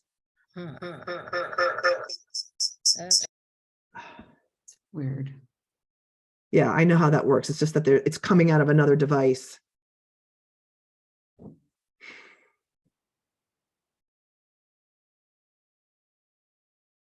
I could remove this. Cassandra, with your permission, I could actually remove this other device completely from the meeting. That sounds good. All right, I'm going to try that. Hopefully it doesn't ruin everything. Okay, now go ahead and try to speak. Can you hear me now? Oh, yes, and only in not stereo. Okay, that was really strange. I sounded like Oz. I just want to say, I agree with David Spath that it would be good to extend the contract through the end of the year and preferably maybe even to January 15. I think it's putting unnecessary pressure on the negotiations. I think the community has spoken about feeling like the relationship with KCC is unnecessarily adversarial. And I would urge you to, not try to, so obviously make this happen before the current board leaves. I think the community has spoken, and it would be, the community would appreciate you extending the contract and listening. That's my input. Thank you. Okay. Thank you all for all your service. And I want to say, I greatly appreciate the public interaction that we all have been having. And Thank you so much to the 3 people leaving for all the hard work you've done. And thank you even more to the 2 people staying. And we're going to do our best to all work together and do the, do the honorable thing, conduct ourselves with dignity, and work together as a very good board. Hopefully that will happen. Thank you. Thank you. Okay. Oh, no, I'm not going to do that. Just give me 1 second. Okay, so I hope I have not removed her. Oh my goodness, this cursor today.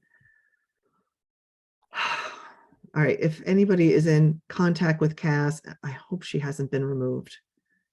Let me just check something. Hold on. All right, if somebody could text Cass and say that it's possible that by mistake she's been removed completely, and I don't want that to happen. So anyway, the meat of the meeting's over, but I think that may have, unless she hung up, I don't really know. Okay, so we have concluded the action portion of the agenda.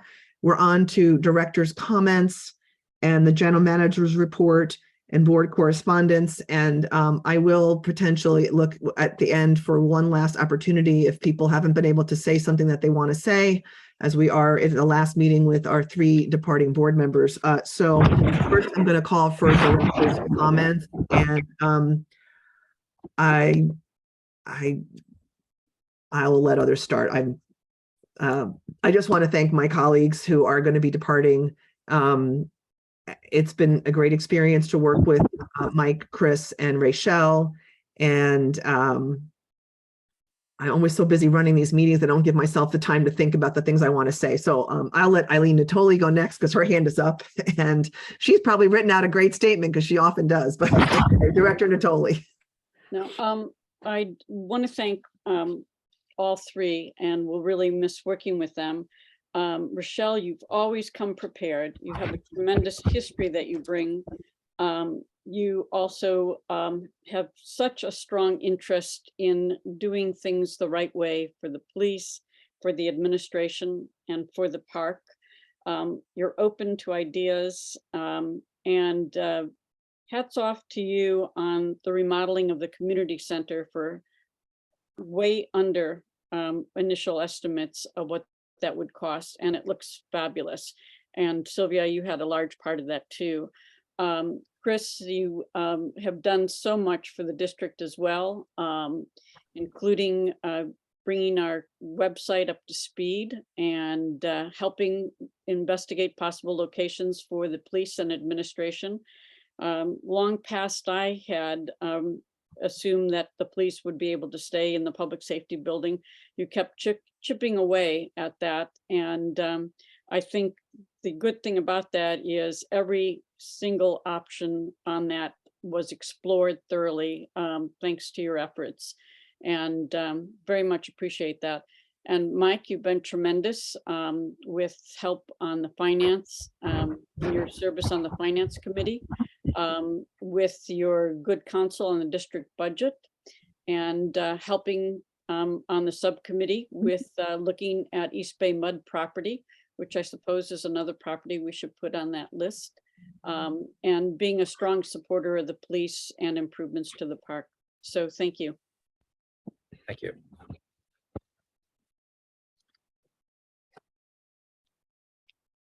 Mike. Yeah, I assume that the 3 of us are going to raise our at one point going to jump in. But I should start. I've been here the least amount. So I think I just want to really thank first of all the board members for really having confidence in me and to appoint me and actually even elect me vice president. Yeah, I know I was the only applicant, but I still like to think that, you thought highly enough of me to appoint me.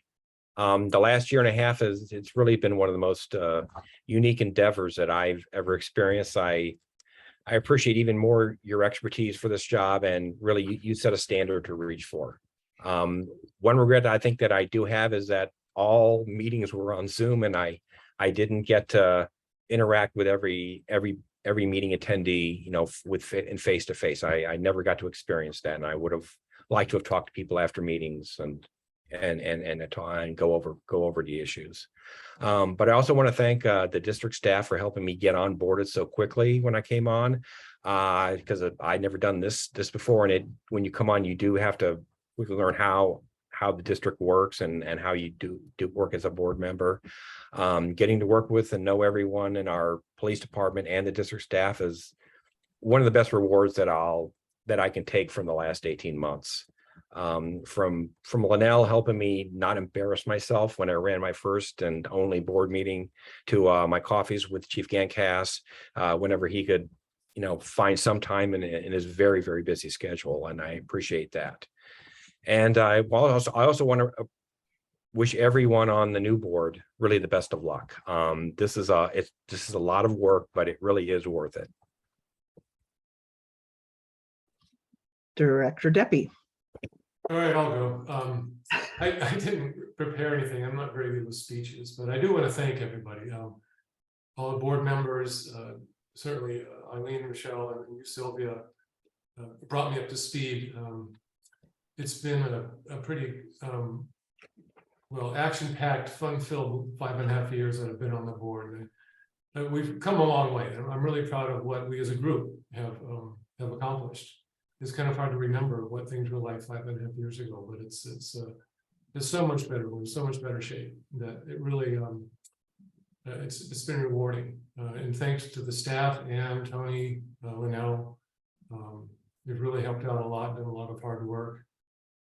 And I also want to say, being on the board, I used to go to meetings before board. I was on the board, and things look a lot different. You're on the other side of the podium. And I think being on the board, I've got a better appreciation for the individual personalities in the community. I think I understand a lot better where people are coming from. I hope I appreciate them a little more. Don't always agree, but when you see someone come up to the podium and speak to the board, you can tell they're really sincere. It takes effort to make that comment and to come to meetings and to contribute. And so I want to say I appreciate, even if I haven't agreed with it, I do appreciate the public comments that we've gotten and the participation that the community does. So I'll miss you all greatly, and I'm sure I'll show up at a meeting at some point. So thank you. Director Saraswat. Oh, I'm tempted to extend the meeting. Okay, apologies to my colleagues. I never miss an opportunity to talk. So, and I got a lot to talk about because you are all so utterly fantastic. I'm going to start with a list, not because in any way it toots my own horn. It just shows you the incredible wonderfulness of these people that I work with. So since 2016, onboarding for board members, that didn't exist when I joined the board. And today, all new board members, congratulations, by the way, welcome. And I'm so excited for you. I know you'll be fabulous, but that didn't exist. That was pushed off or ignored. So thank you, Ann Danforth.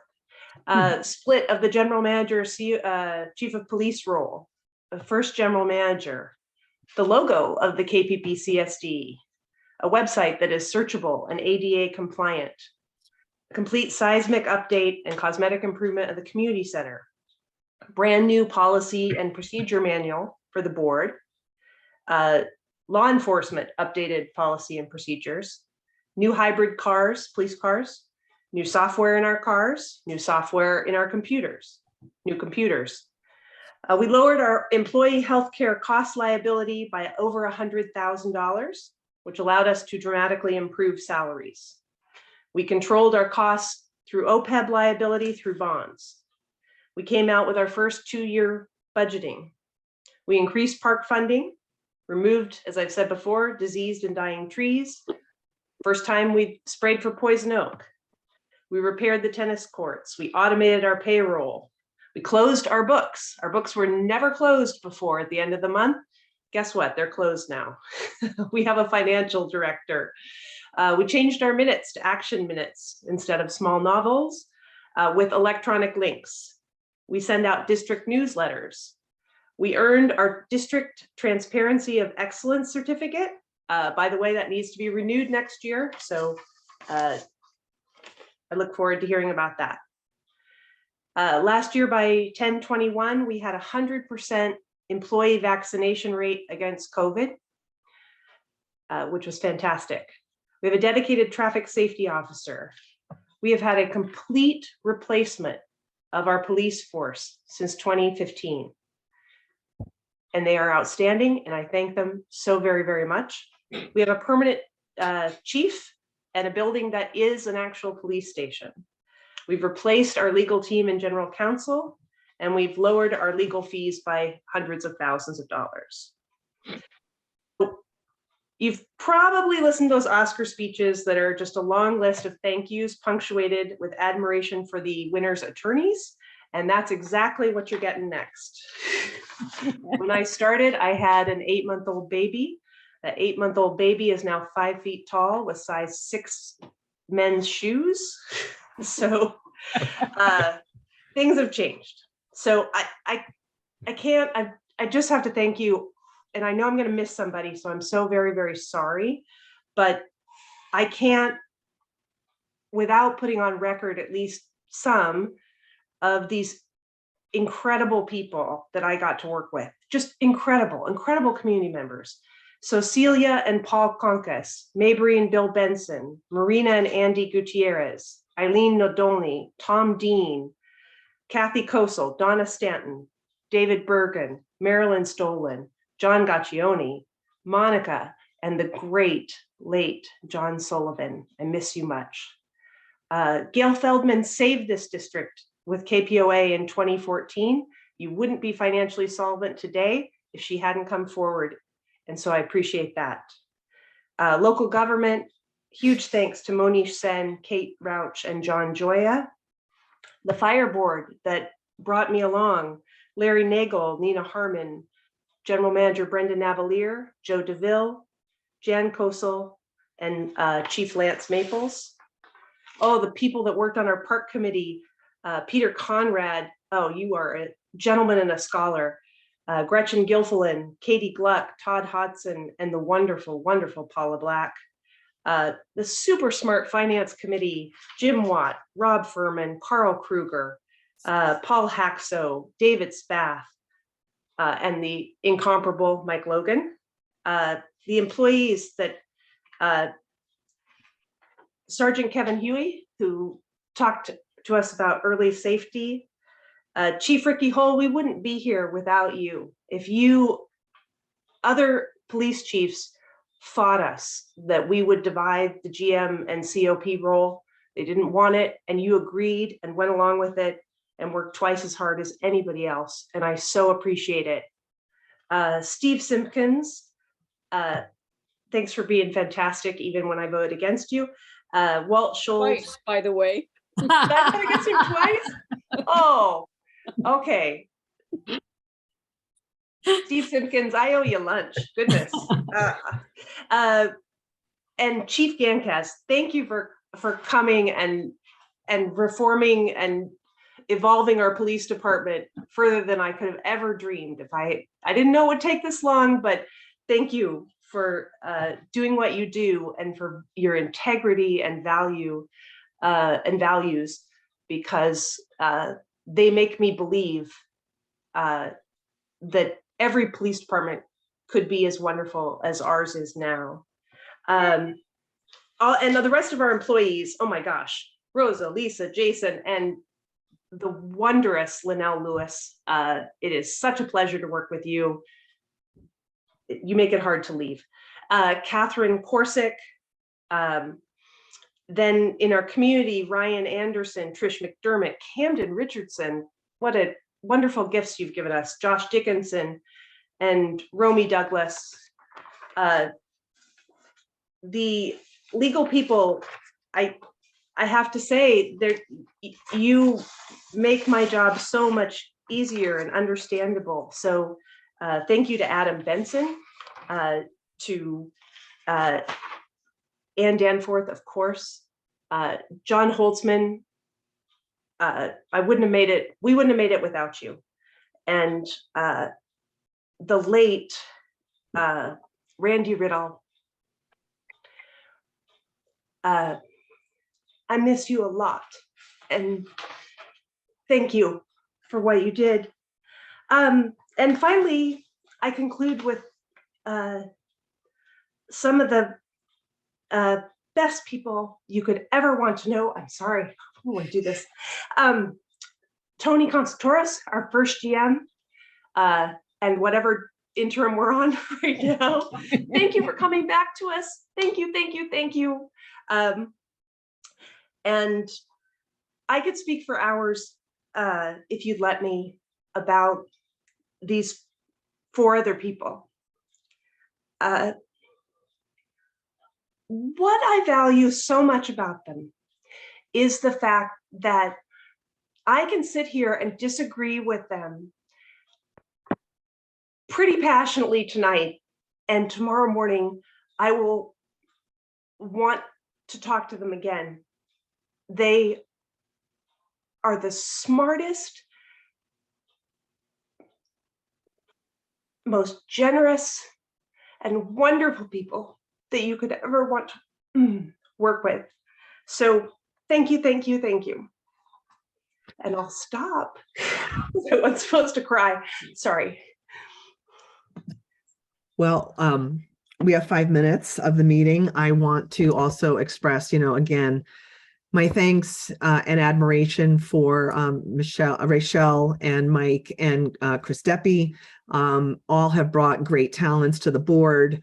And I agree that, the best thing is that it's important to be able to air disagreements and then continue to move on. It's important to make decisions and continue to move on. And I think I'm very proud that this board has continued to work together to end a lot of the incivility and dysfunction of prior years. And that, I hope, is maybe the greatest gift to the community, that we continue to move forward in just a great way. And I look forward to working with the new board members and hope that at the end of their service, they'll feel as Rachel does. I certainly expect that and hope that, look forward to working on, the same issues that we always work on: the park, the police, the solid waste, and fiscal management and administration, and transparency, all those good things that we've worked hard on before, and they always require vigilance, like democracy. Even all these great things, we got to keep at them. We can't lose our progress. We do have just a few minutes left before we adjourn, and I wanted to make sure that the general manager, if he has anything to let us know about, lets us know about anything that he wanted to. Well, after those wonderful comments, I think it's all been said. So there is a general manager's report. It's brief, that's included. And I don't think it was actually printed included. So maybe that can be sent around to the board and posted somewhere for the public. But I think it's appropriate to conclude our meeting after all those great comments from everybody. Thank you. And yeah, it's hard to say goodbye, but we will be back here next month for our regular meeting on December 8th. And hopefully a November 30th special meeting. We'll also be able to address anything we need to address, including the KCC contract. So we will reconvene at that date unless we hear that there's a problem with that date. And wish everybody a good night. And we'll be welcoming new board members on our December 8th. And again, as I said, we're right now tentatively planning a swearing in at 5:30 and a special meeting at 6 and a regular meeting at 7. Yes. And one more note, we want to dedicate Nielsen Park, hopefully before Thanksgiving. So that will be on our website, and we just have to have some confirmation of signage. Okay, great. All right. Thanks, everybody. And we'll see everybody, and wish everybody a happy Thanksgiving if we won't see you then. Bye-bye. Right. Bye. You guys should have played me off.